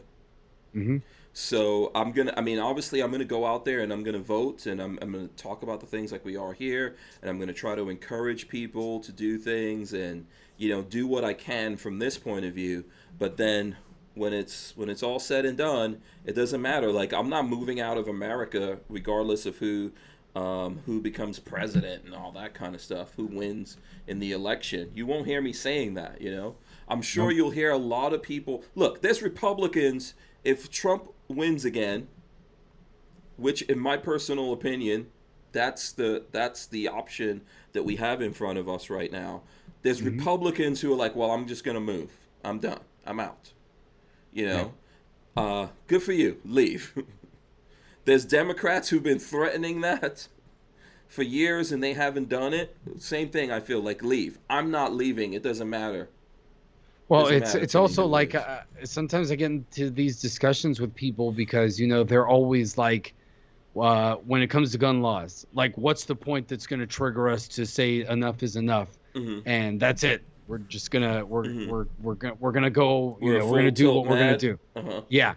And I say, why haven't we gotten there yet? Look what they've done. I was like, well, they've done things, but at the same time, when you really look at them, how much enforcement of some of these things are there, and will they even be able to enforce what they want? And that's why I think people haven't made the move, because if everybody was getting the door kicked down for a 30-round magazine, then people would have been up in arms a long time ago. Fact of the matter is, government passes a lot of laws and they don't do anything about them. And I think that that's sometimes part of the system. They'll gig you on it when they arrest you on something else, and then they'll say, oh, we got you on this thing, and you happen to have 6 30-round magazines, so we're going to tack that on. Now you'll stay in prison for like 100 years instead of 20 or something like that. But usually it's not like, we're going to go look, like the ATF meme where he's going over the fence and all that stuff. I was like, when you look at how many times people get arrested for suppressors and things like that, or violating the NFA, it's like a handful every few years, I think. It's minuscule. So sometimes that's not, that's why I think people haven't gone in. And sometimes I think the government knows in certain areas what they can and can't do. They know what will really poke the bear. So they really go very slowly, even in enforcing certain things. Yeah, I think that typically the bad guys out there, the people who don't care about the laws, cause most of the problems. Oh So yeah. obviously you have bad guys out there trying to make machine guns, and in some cases they do it. Obviously you have a few of them probably using suppressors, right, illegally, and that's obviously a thing, and it happens. Definitely, they're wearing bulletproof vests, doing this thing. Oh, they're doing all that kind of stuff, right? Yep. But ultimately, the majority are people like me and you, who seem to be law-abiding people, who don't Yeah. get into these type of situations, who, if we do run in, especially on our own, we run into a situation with a police officer, we're all cool about it, for the most part. We're like, okay, fine, because we realize this is not the fight. I think the No. thing that they're worried about is when the majority decides, oh, this is the fight, though. Yes. And, No. and And when I you're agree. facing That's. all those people at once versus like one dude, Hmm. you know, it's always easy to do something to one dude or a couple of Yep. people. It's true. Not so much with a group of people, even if those people don't know what they're doing. So that's what we see with like NFAC, right? When you have Yep. people who don't know what they're doing and not, you know what? I should not say that the NFAC guys are not organized, because they're pretty organized, Yeah. regardless of where that's coming from. But if we look at it and we think they don't know what they're doing, what these guys see is, oh, there's a couple of hundred armed people here. I think we'll take it easy right now. Oh yeah. And that's the thing, and that's their big worry. So if you really worry about what they're out there strategizing for and thinking about, man, how are we going to deal with this if it happens? They're really thinking about not just me and you. They're thinking about what happens when your whole town, when your whole city, when your whole state says nope. And Yep. they try to come there like, no, you can't come in here. We don't even need you. Hmm. Right? When you can't, I know there's certain places that might be landlocked, but there's other places that are not. Yep. And we could do a lot of things and be self-sufficient. That becomes a problem. That's Yep, the it bigger does. problem. And they would rather go after us individually or separate people out and get people mad over and fighting over this thing when they really should be on a common side than to do that, because that's the fear. Yep. Well, and You that's know? something that we talked about on our show on Sunday, talking about like Mayor Lori Lightfoot, about how you can't. She basically has the police blocking off her street. You can't protest in front of her house. Yeah. And that's kind of what Rhonda Mary was saying, that what gets her angry. She was saying it with the show with you and Joe, is that we're all out here fighting each other and arguing over one another, and when all the elites and the fat cats just sit there and they just watch, when we should be protesting against them. Yeah. They should be the ones who we should be outside of their house and say, you guys need to go, or you guys are the ones that are causing all these problems, because it is them. Yeah. And then vote them out to protest in front of their places and do all that stuff. Obviously, don't burn their stuff down, but if you want to go after somebody, that's who everybody should be going after, I think. Yeah, I mean, if you look at Lightfoot, she's using the police department as her own private security. Yeah. I mean, I saw some video from the Blaze where the cops were like, we're security here. Yeah. So- And that's where it hurts. Like I always say that on the right, we're split on police, because that's a violation of the First Amendment. What those cops are doing, they're basically promoting you cannot exercise your right to free speech in this area because the mayor told us we have to enforce it. Yeah. And so people are always like, well, they're following orders. I don't buy that, because it's like you're still exacerbating the problem. You're helping the government violate the Constitution, and you need to understand that. And you're going to lose allies. You're going to lose even more allies when you do things like that. And I think the COVID crisis has really, I think it's hurt police in certain areas, especially in major cities. I think even people that would have supported the police more vehemently in the past are like, you know what? I'm not for defunding the police, but I'm also not going to go out there and defend them. Like I'm just going to they're on their own now. Yeah. Almost. Well, she wants to defund the police, but not the ones that are going to protect her. Exactly. So who are those cops, though, that on the one hand, they hear her say this, but they're willing to go on the security detail instead of resigning, or they go out and protest with the union? That's what the police union should be doing in Chicago. Instead of begging the feds to come in, they should say, no, all the cops, you're not going to do her security detail until she says that she's not going to do this. That would be the right thing to do, I think. Yeah, everyone doesn't do the right thing. I think ultimately, and I know Rhonda Mary was asking the question, I think ultimately these places need to burn down to the ground. We have to decide if we want to spend. Yeah, do we want to spend our resources trying to save Chicago? I don't think so. Yeah. There's places like that in Florida. I don't think we need to do anything to save them. I say let them burn down. People are like, well, what happens then? Okay, when they destroy themselves, okay, and it's all out, then we go in there and we'll knock everything out and we'll completely redo it. But while you've got the people in there that they think they know what's going on and they're supporting this kind of ridiculousness, they deserve to just burn themselves down to the ground. It's horrible because there's human beings in there, but they asked for that. Yeah, well, and part of the problem is too that the country is not working the way that it is supposed to. We're supposed to be a federal republic and a constitutional republic where states were supposed to be allowed to succeed and fail on their own merit. It's we're not like the EU, but in a sense, we are 50 individual states that have some autonomy. Outside of what's in the Bill of Rights and the Constitution, anything goes. Like they say, all power is not explicitly given to the federal government in the Constitution. That goes to the states. So they have enough rope to hang themselves or enough rope to succeed and set an example for other states. And then the feds are just there, not supposed to interfere. We defend the borders. We make sure that everybody uses the same money. States can't negotiate with foreign governments on their own behalf, but everything else, you can't mess with interstate commerce. But you want to do your own laws and regulations over certain things, cars, solar power, you can go ahead and do that. If it blows up in your face, that's your problem. You learn the lesson. People can go to another state, and then while you're recovering, you can say, well, what was it about Texas that they did right? Maybe I should start changing my laws to be more like them. Yeah. I think Len Holt says that is the wrong answer. I don't know if he's talking about what we're talking about right now. You can let me know. If you are, I would say, no, it's not, man. Ultimately, if there's places in the country that they're asking for this, Chicago is asking for this. They cannot be helped.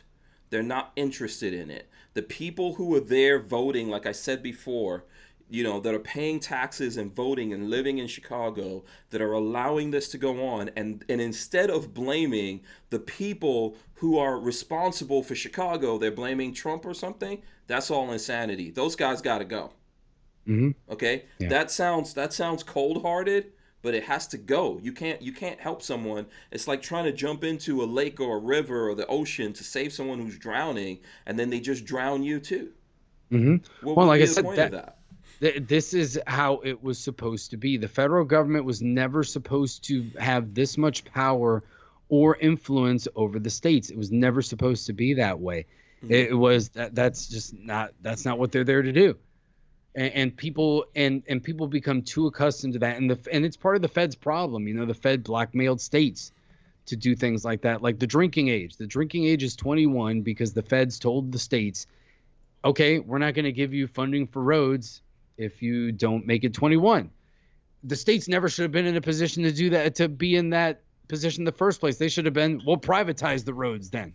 Big deal. We don't need your federal money. But it's too easy. Yeah.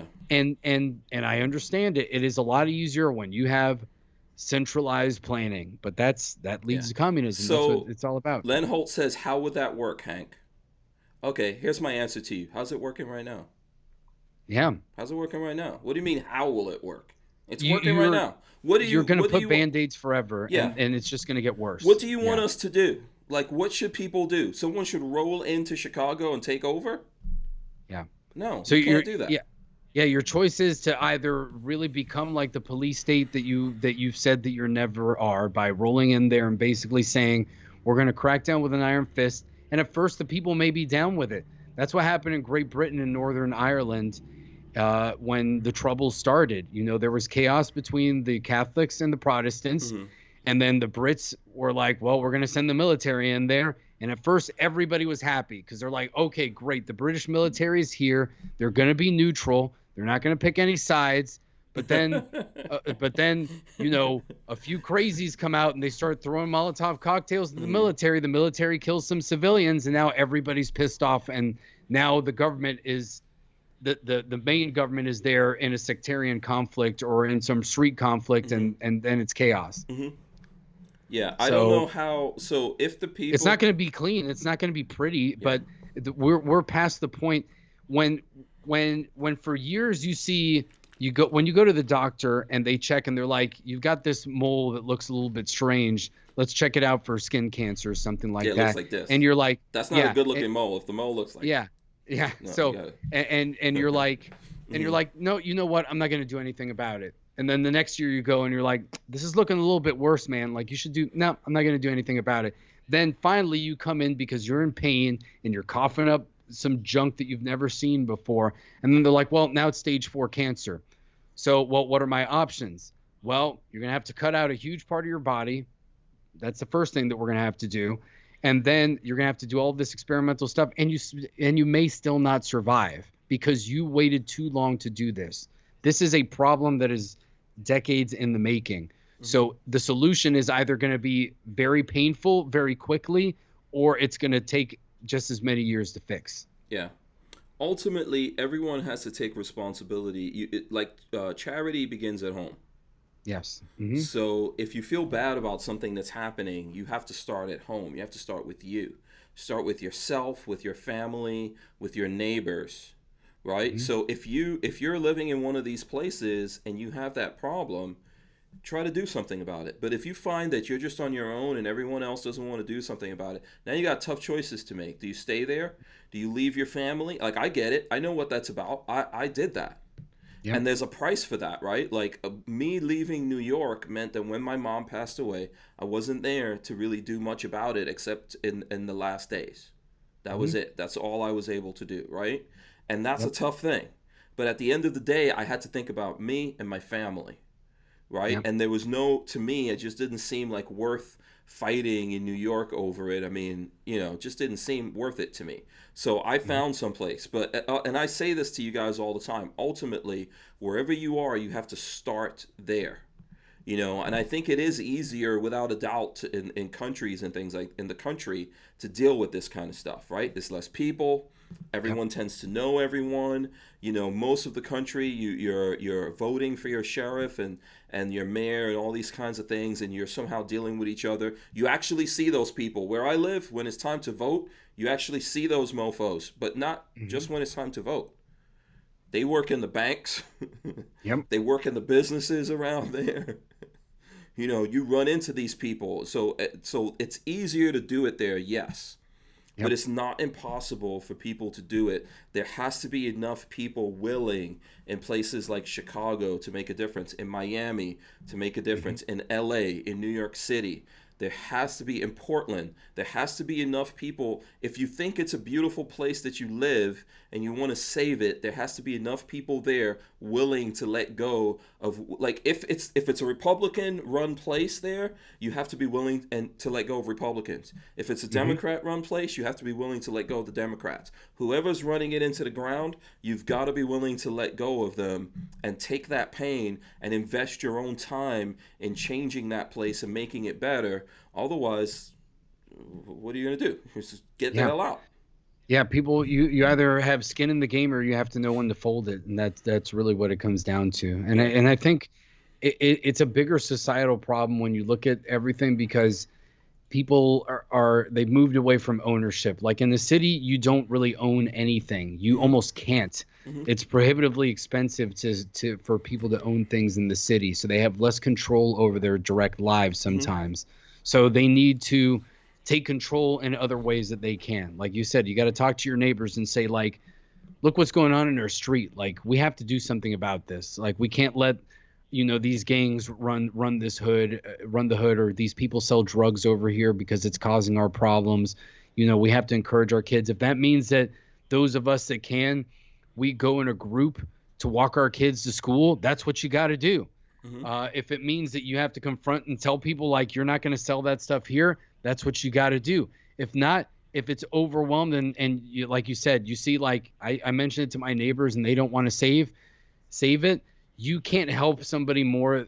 You can't want to help somebody more than they want to help themselves. It's a losing battle, because ultimately they'll be the ones that let you down halfway through. They won't care about how much you're helping them if they don't want to help their own selves. We have to learn how to solve our own problems. It doesn't mean Yep. that someone can't help you, that you Yeah. can't seek help from your neighbors and stuff like that. But that's all part of solving our own problems. The thing is like, so, and I see a motorboater says it here. The same people burning down their own community aren't the ones showing up to vote.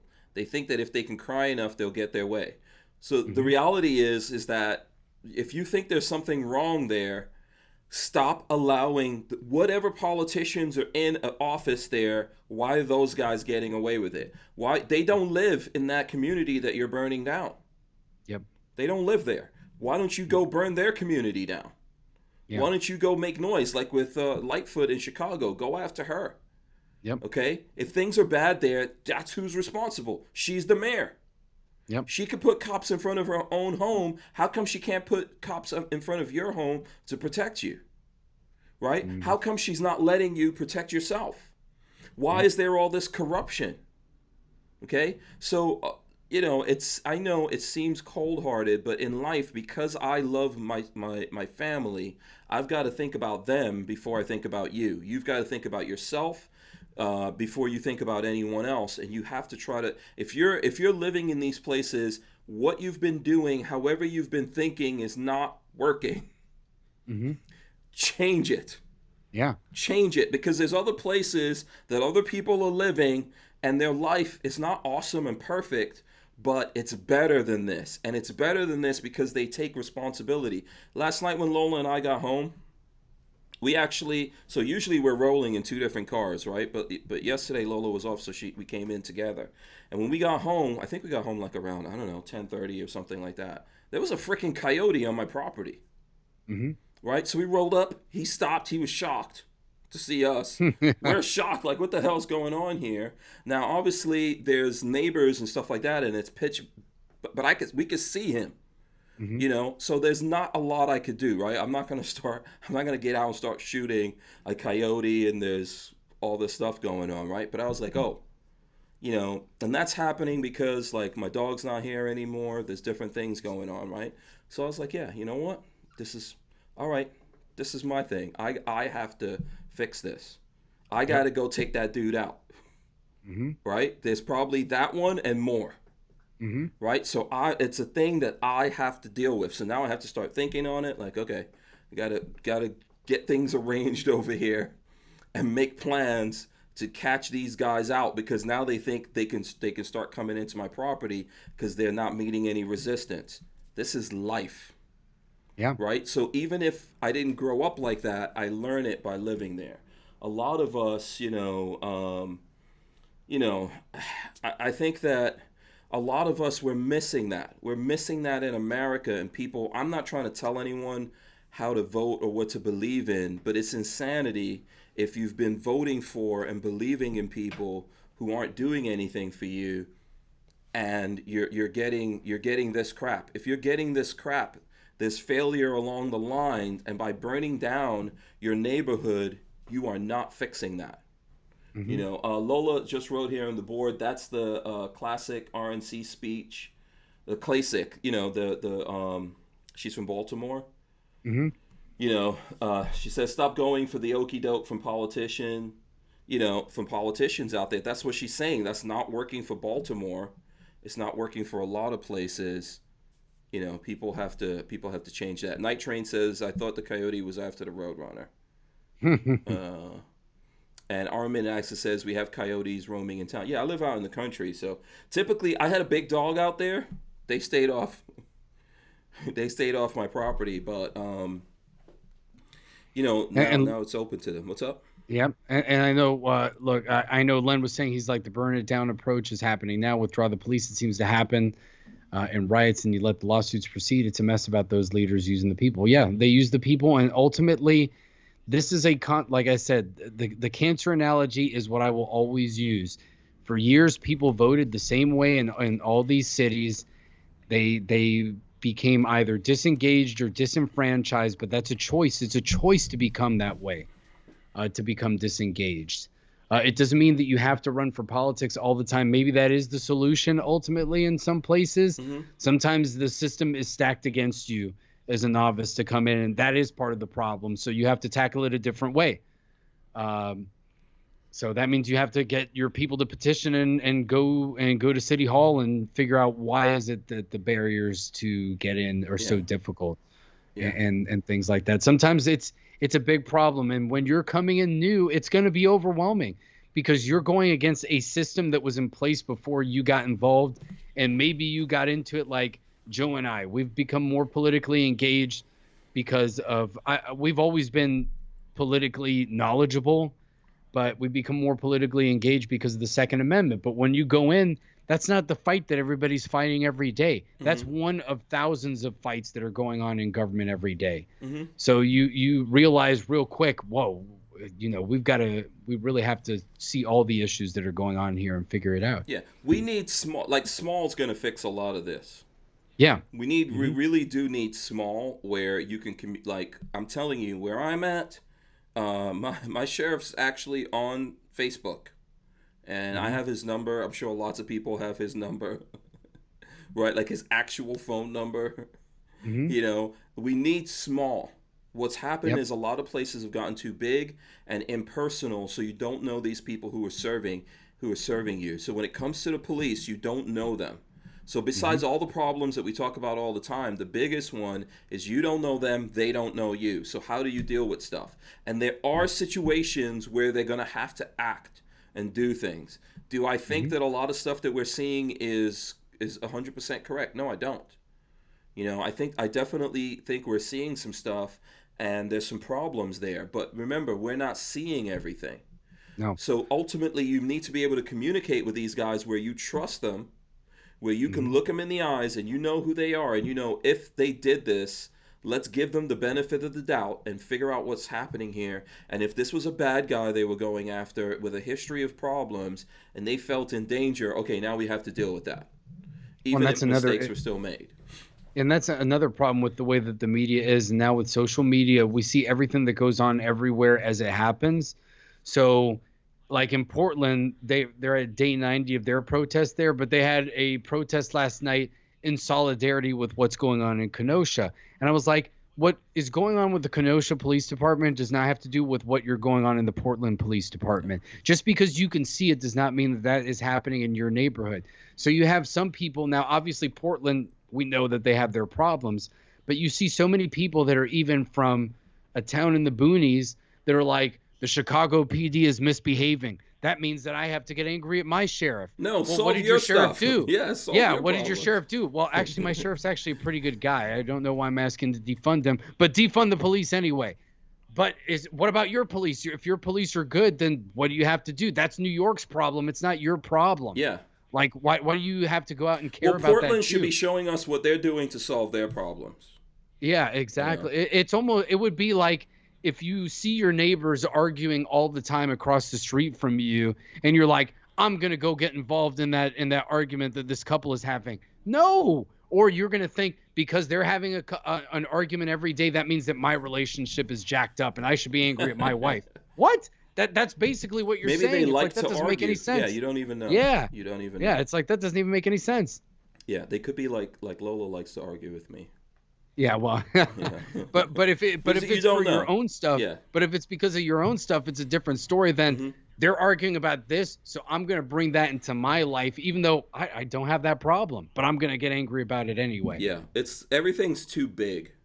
You know, everything's too big, and what we need to do is make things smaller and more manageable, and then and have people really deal with it. I'm not saying that you have to get up every day thinking about the cops. Find someone who you trust, who you know, put them in charge of it, monitor what they're doing. When there's problems, you're like, dude, what's up with this? Yeah. And then trust them and give them that leeway to deal with it. And if they don't deal with it, then you're like, hey, you're not doing your job. Yep. It's real simple stuff, but I mean, we could talk about it forever. Let's go into some other stuff. Okay, so what James Miller says, Hank, she only likes to argue because she likes to make up. You know what? There's probably some truth in that. Also, Lola thinks she knows everything. So, and then I think I know everything. So, When two know-it-alls clash, you get a perfect storm. You know, you get a perfect Yep, storm. it's true. But honestly, it's just a thing. Like we don't. I don't know how people. We just talk and we talk like that.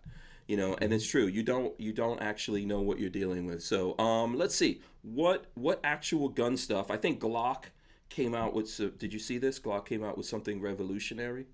Oh, really? What revolutionary thing Yeah, did here, let Glock me share it come with out? you. New Glock Slimline models, MOS for optics. Oh, right. They're optic ready Yeah, now. rails for lights and lasers. You know what? And I'm a Glock guy. I'm not really super excited by that.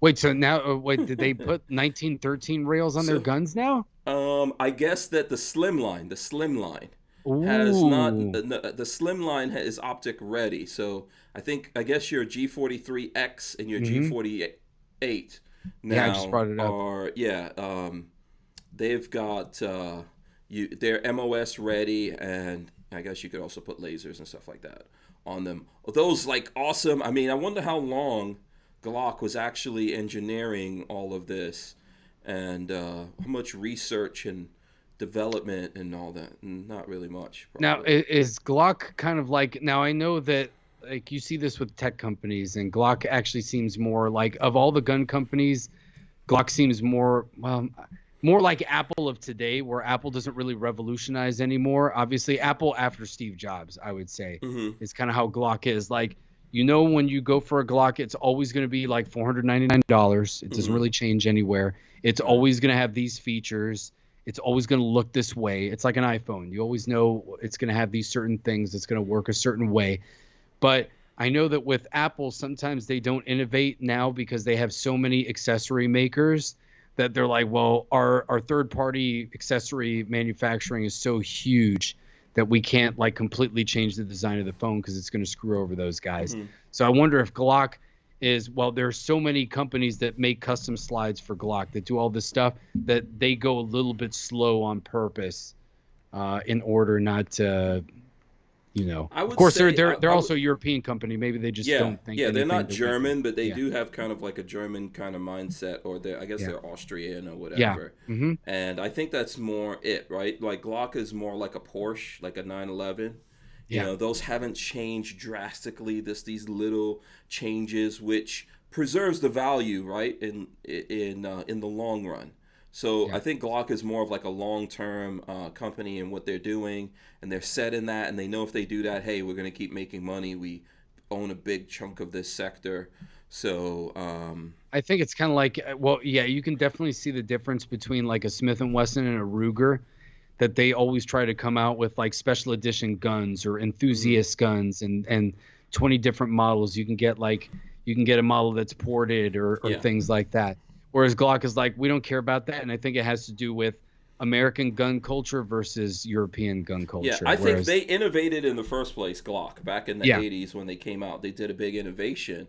But once Hmm. they realized that you pretty much made what's perfect. I mean, you can go back to a first gen Glock and rock and roll with that. Yeah. Hmm. You know, you don't really have to. I was looking at Reed talking about what he carries and about how he doesn't change a trigger, which I don't. You know, he Hmm. doesn't do a whole bunch of fancy stuff with it. I think that that's just like really the reality with where Glock is at. So it's kind of, it's kind of boring. Everyone else who's trying to get some of that sector, those are the ones who have to innovate and and do all the fancy stuff. And to them, they're innovating by having the slimline models, these models in the first place. Hmm. And I think they're trying to avoid things like when they came out with the G43X and the 48. I remember saying to them, well, that doesn't use the same magazine as the Glock 43, which I carry. Yep. It's like, so what am I supposed to do? Am I supposed to like sell my Glock 43? And the guy just looked at me and said, yeah, that's what you're supposed to do. That's what I said. It's kind of like the Apple mentality Yeah. in a way. So, it's not to knock them, but yeah, that's not super exciting Now, news to me or anything like on, that. It's on, cool. on I'm glad I didn't buy it actually. Because I was gonna get a G43X or mhm. something. I'm glad I didn't do it. Now on the same like kind of Apple thing, it'll be interesting now to see how many more people go into carry optics now than before. Now because Glock is the one that did it, even Hmm. though other companies have been doing that for years. Now it'll be like, oh, now I can put a red dot. Glock is allowing you to put red dots on your pistols. This is Yeah. amazing. And it's like, well, but other people have been doing it. But until Yeah. Glock does it, nobody cares. Well, I think there's lots of companies out there making the red dots and things like that. Hmm. You've got Hollow Sun, you've got all the traditional guys out there. Yep. You've got Primary Arms. And they've gotten way better now. Yeah, And there's way more companies that are making quality optics. yeah. So I could see all of that. I think that's to them that is innovation, right? Yep. Yeah, I guess, yeah, for them it is a big deal. Yeah. I mean, I would like to see the carbine. I would like to see a Glock bullpup or something, but I mean, I'm crazy, so I think that's what a lot of people would want. And then yeah. the jokes about it taking Glock mags would never end. Yeah, I think ultimately we do have a lot of choices. Hmm. There are honestly a lot of options and lots of choices out there for folks. So, find what works for you and go with that. I mean, I'm in a position now where if I get into a Glock 43X, I've got to get rid of the system that I have, and what that leads me to think is, well, why am I even in? I can do that with a whole completely different thing. It doesn't have to be Glock. Yeah, that's true. So, although I would never get rid of my Glock 17s, 19s, and all that kind of stuff because, that's those have a lot of good purposes that they still serve. So, Hmm. let's see. Those guns are like basically, those designs now are like 1911s. It's a gun that's never going to change and that I don't think is going to be obsolete until we switch to like laser weapons or something like that. Like unless we stop using cartridges and rounds, like those Mm-hmm. guns are still going to work, Mm-hmm. 100 years from now, just like 1911s do. Yeah. Things like that. Brian Quick says there will never be a Glock bullpup. You just want to crush my dreams. You just want to crush my dreams all the way. You never know. Never say never. Hmm. This is 2020 after all. You never thought you'd be living like this. Yeah, that's the truth. Yeah. So the other thing that's kind of, I don't know what I think about it, but I saw out there, CMMG unveils first 5.7 by 28 millimeter to 22 LR conversion kit. Where's the demand for that? I don't know. I mean, how many? I guess CMMG does have a 5.7 AR, and now Yes. they're coming out with a kit that converts it to 22, just like there's those 5.56 or 223 kits that are out there. Here's my thing: those things don't work. Well, I actually love the CMMG kit, and I You run do? it. Okay. Yeah, we have one in an AR-15 that works flawlessly. Really? But yes, I'm impressed with it. I think it's sweet. You just have to obviously make sure you clean out your AR more because the Mm-hmm. 22 is gonna jack it up after a while. But I'm one of those dudes that I go to the range and I clean my guns like pretty much right away, if I can help it, especially if I'm Yeah. shooting rimfire. Yeah. So it's worked. But for me, it's really weird because 5.7 is already a niche round, and like you said, they build a kit for the 5.7, which implies that if you've got the 5.7, you probably already have a normal 223 5.56 AR. Yeah. So why would you buy the 5.7 to 22 kit when you already have the I'm regular not sure AR? what the price So, is on that, but there's tons of really good. Let me see if the yeah. price is in here. I'm trying to see. I don't. For more information, okay, we got to visit CMMG. Oh no, it's $300. It's somewhere Yeah, between so 200 and 300. and you can get the 22 kit on sale for a regular AR for like anywhere between 120 and like 150 depending on what day of the week you Yeah. check and who's got it Len on Holt sale. says they work. So maybe the first ones didn't work so well. I don't know about the ones now. I think there's also just a lot of like alternatives out there. The Smith and Wesson has a pretty good 22 M&P Hmm. AR. I You heard know, the PSA uppers that came with their bolts were awesome. I wanted one for a long time, but they're so yeah, hard to find. Like yeah, they last like a day. yeah. There's a lot of different alternatives out there. I think that I would Mhm. rather do if I wanted to do that. I like. Chris owns the Defiance. They own Defiance, and they make a 22 LR AR that's all aluminum. It's more expensive. It's about $600, but I really like that whole setup. Mhm. Dan And I hates will you. say, Hmm. oh, sorry, No, that go ahead. sometimes the CMMG kit, like I've got It works in my Smith & Wesson MMP upper. That's Joe's AR. Hmm. But it does not. It does not actually go all the way and make a proper. It seems like the head spacing is off with my PSA upper. For some reason, it just won't lock all the way with that one. Maybe it's because actually no, it shouldn't be. They're both chambered in 5.56, so I wasn't sure if it was something weird like that. But both rifles are actually 5.56. Did you guys build it up? I built the PSA. Mhm. The MMP was an MMP 15. Yeah. That's just how I had it. It was a stock. That was the first AR I ever bought. So if there's any problems, it's probably you. Yeah. So it may be, but that was just the upper. That's just the upper. That it Mhm. won't actually. I didn't build. No, the upper I bought. So that's Oh, actually. no. I didn't build the Yeah. upper there completely. I put the trigger and all that stuff. So the lower is more when I mess with the upper. I bought it the way it was. Oh, okay. So, Okay. Dan hates you but I've says heard it sometimes with some of them. But sorry. So Dan hates you says reverse trike Glock. Touche. And Clint Sanders says, did Hank just say Glock is a Porsche, more like a Honda? I would not agree with that, actually. If we were going to compare these to things, I think Glock is in that category. It's in the category of the Volkswagen group for sure. hmm Okay, and you might think, oh, well, these are not expensive or anything like that, but these, and Porsches are expensive, but Glocks to me are machines or guns that work. Well, You I know, think I think you're right in that analogy too, because sometimes, because we're enthusiasts, firearms enthusiasts, we get to see a lot of custom like Gucci guns and Mhm. some or we love things like Nighthawk custom and things like that. But we sometimes don't realize those are companies like Lamborghini. That's like Mhm. McLaren. Yeah, So those are exotic. Whereas Porsche is a performance car company. They make some cars that you would consider exotic, but they make a lot of mainstream yeah, you luxury could drive the vehicles. crap out of a Porsche. A Porsche is Yeah. very utilitarian. It's got Yeah, four so it's like a seats. Lexus or something like that, where it's a high Yeah, quality vehicle, but it's still a normal car. It's not like an yeah, exotic yeah. If custom if you vehicle. want to go down to Honda, I would say that High Point is in the Honda category. Yeah. I would just say that. So I'm not knocking. I think in the beginning of this, I said a Honda S2000 is really cool. I have to tell you, there's Hondas that are like, they basically like just slap on a coat of paint on there and it's good to go. Like Mm-hmm. they have very thin paint jobs. Yep. The S2000 was done better. I think that was like a hand built car done better. But a Yeah. lot of Hondas, just look at them, man. I was recently looking at Honda, and their paint jobs and things like that don't last long. So I think that they're good cars. They work, and they're cheaper cars, or more affordable cars. Let's say that. Mm-hmm. And then if you want to talk about like Lamborghini, and then going up from like supercar all the way up to hypercar and stuff like that, yeah, I think you're probably looking at. There's other cars out there that I would put in that category, right? Mm-hmm.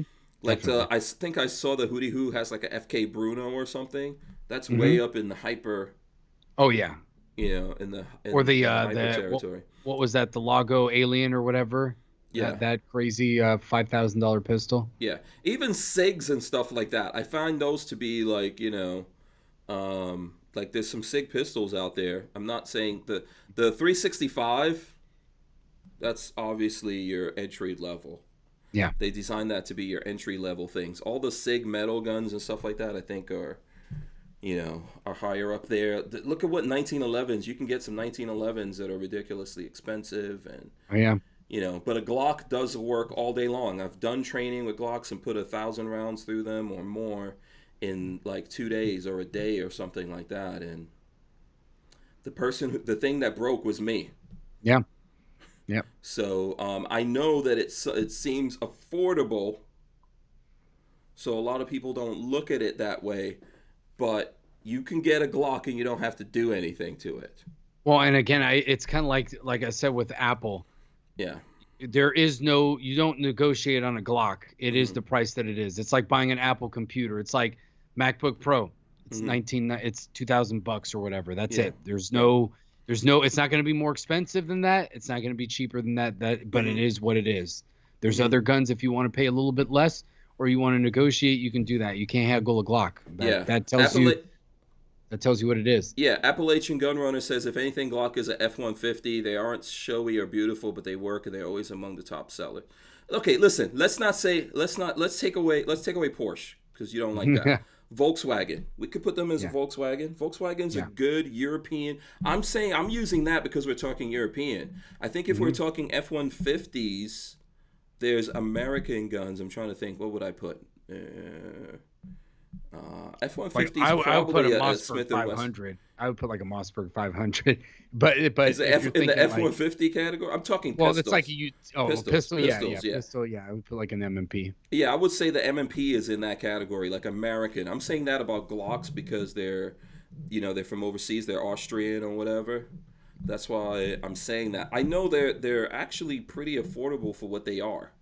But when I go, I'm telling you, there's a lot of gun guys who look down on Glock, and I just think like, well, it's simple. What's the big problem? The reason why I'm comparing it to a Porsche or a 911 is because you can't even tell unless you know what you're looking at. You can't tell the difference between one 911 and another. Yep. They all look the same. It's tough think for you to tell one from 2010 and one from 2020. I think with Glock is that sometimes value means a lot of different things to a lot of different people. And obviously Glock was the initial innovator with striker fired polymer pistols. Yeah. So obviously we've had 30 years now for other companies to innovate and make a lot of good products, whereas the Glock has been the solid product from all the time.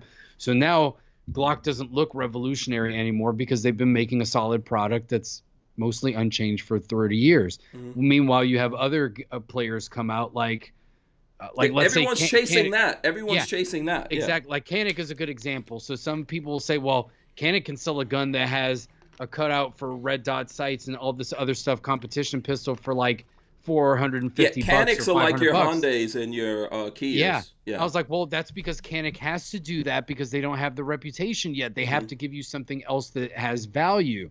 So it's like Hyundai with their warranty. Perfect example. Like 10-year, 100,000 mile. Now, a Hyundai now is a much better car than they were when they first got that warranty. But that's still what they do. That's part of their reputation now. So that's just the way that it is. Yeah.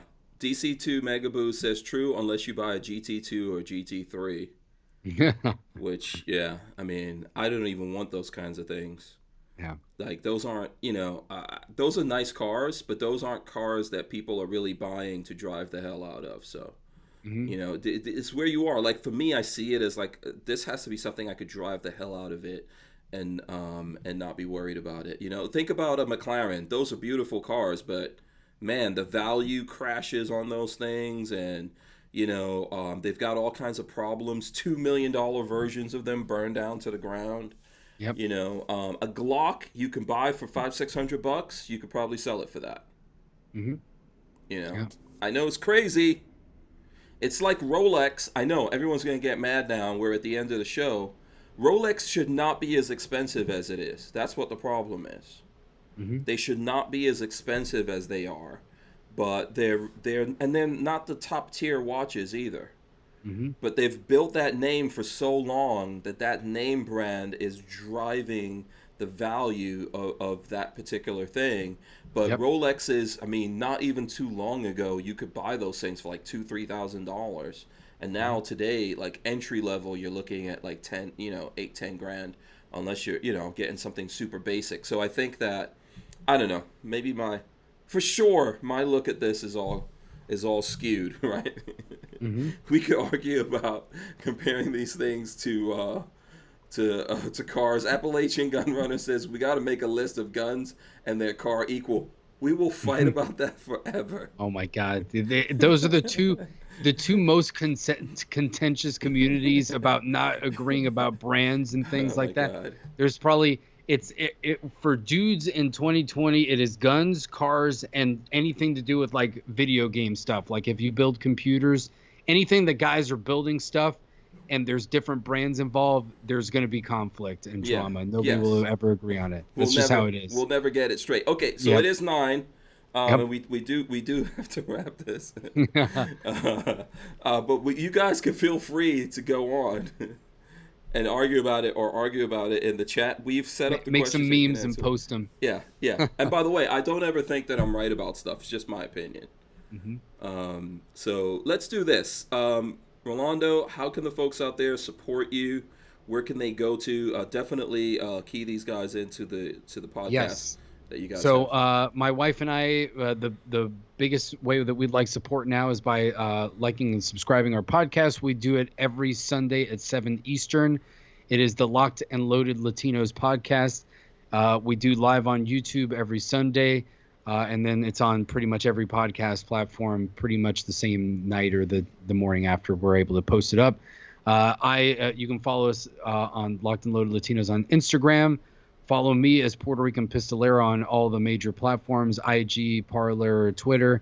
My wife is Latina Locked and Loaded. She has the letter N instead of the ampersand, so check her out too. She's doing amazing work. So check us both out. That's how you can find us. Absolutely. Thanks so much for coming on here. My pleasure. Thanks for having me on. Dan Hates You said, let's boo Hank Strange. Fine. It's all good. It's all good. For us, I want to thank Franklin Armory for sponsoring the show. Last night, we actually had on Brandon from Franklin Armory for the first half of the show talking about firefighting out in California. So that, I think that was interesting. We had Walter on as well. So thanks to the Franklin Armory guys. Let me see. Make sure you guys go to hankstrange.com, sign up for the email list. I'm going to roll in the end. Everyone stay right there. Here we go. Make sure you guys subscribe here to the channel. Smash the thumbs up, ring the bell so you can be notified every time we go live. And we take out the audio from this, Rolando, and we put it up on iTunes. You guys are doing that, right? Yep. Yeah, so if people are listening in the car, they can get the podcast and they can listen to it in the car. Yes, yeah, we're on Spotify, iTunes, pretty much all like the 3 or 4 biggest ones. Yeah, absolutely. Same thing with us, so you guys will find that out there. Thanks so much for everyone listening and hanging out with us, rocking and rolling. We'll be back tomorrow. And like I said, Thursday, that's the big show. We got Pete Brownell coming on the show on Thursday. All right, we're out of here. Last words, Rolando. What's the last words? Just good luck. Have fun when you can. Life is pretty serious right now, but the news makes things out to be a lot worse than they are. There's still a lot of good people out there, and we just got to come together. Amen. Okay, we're out. Peace.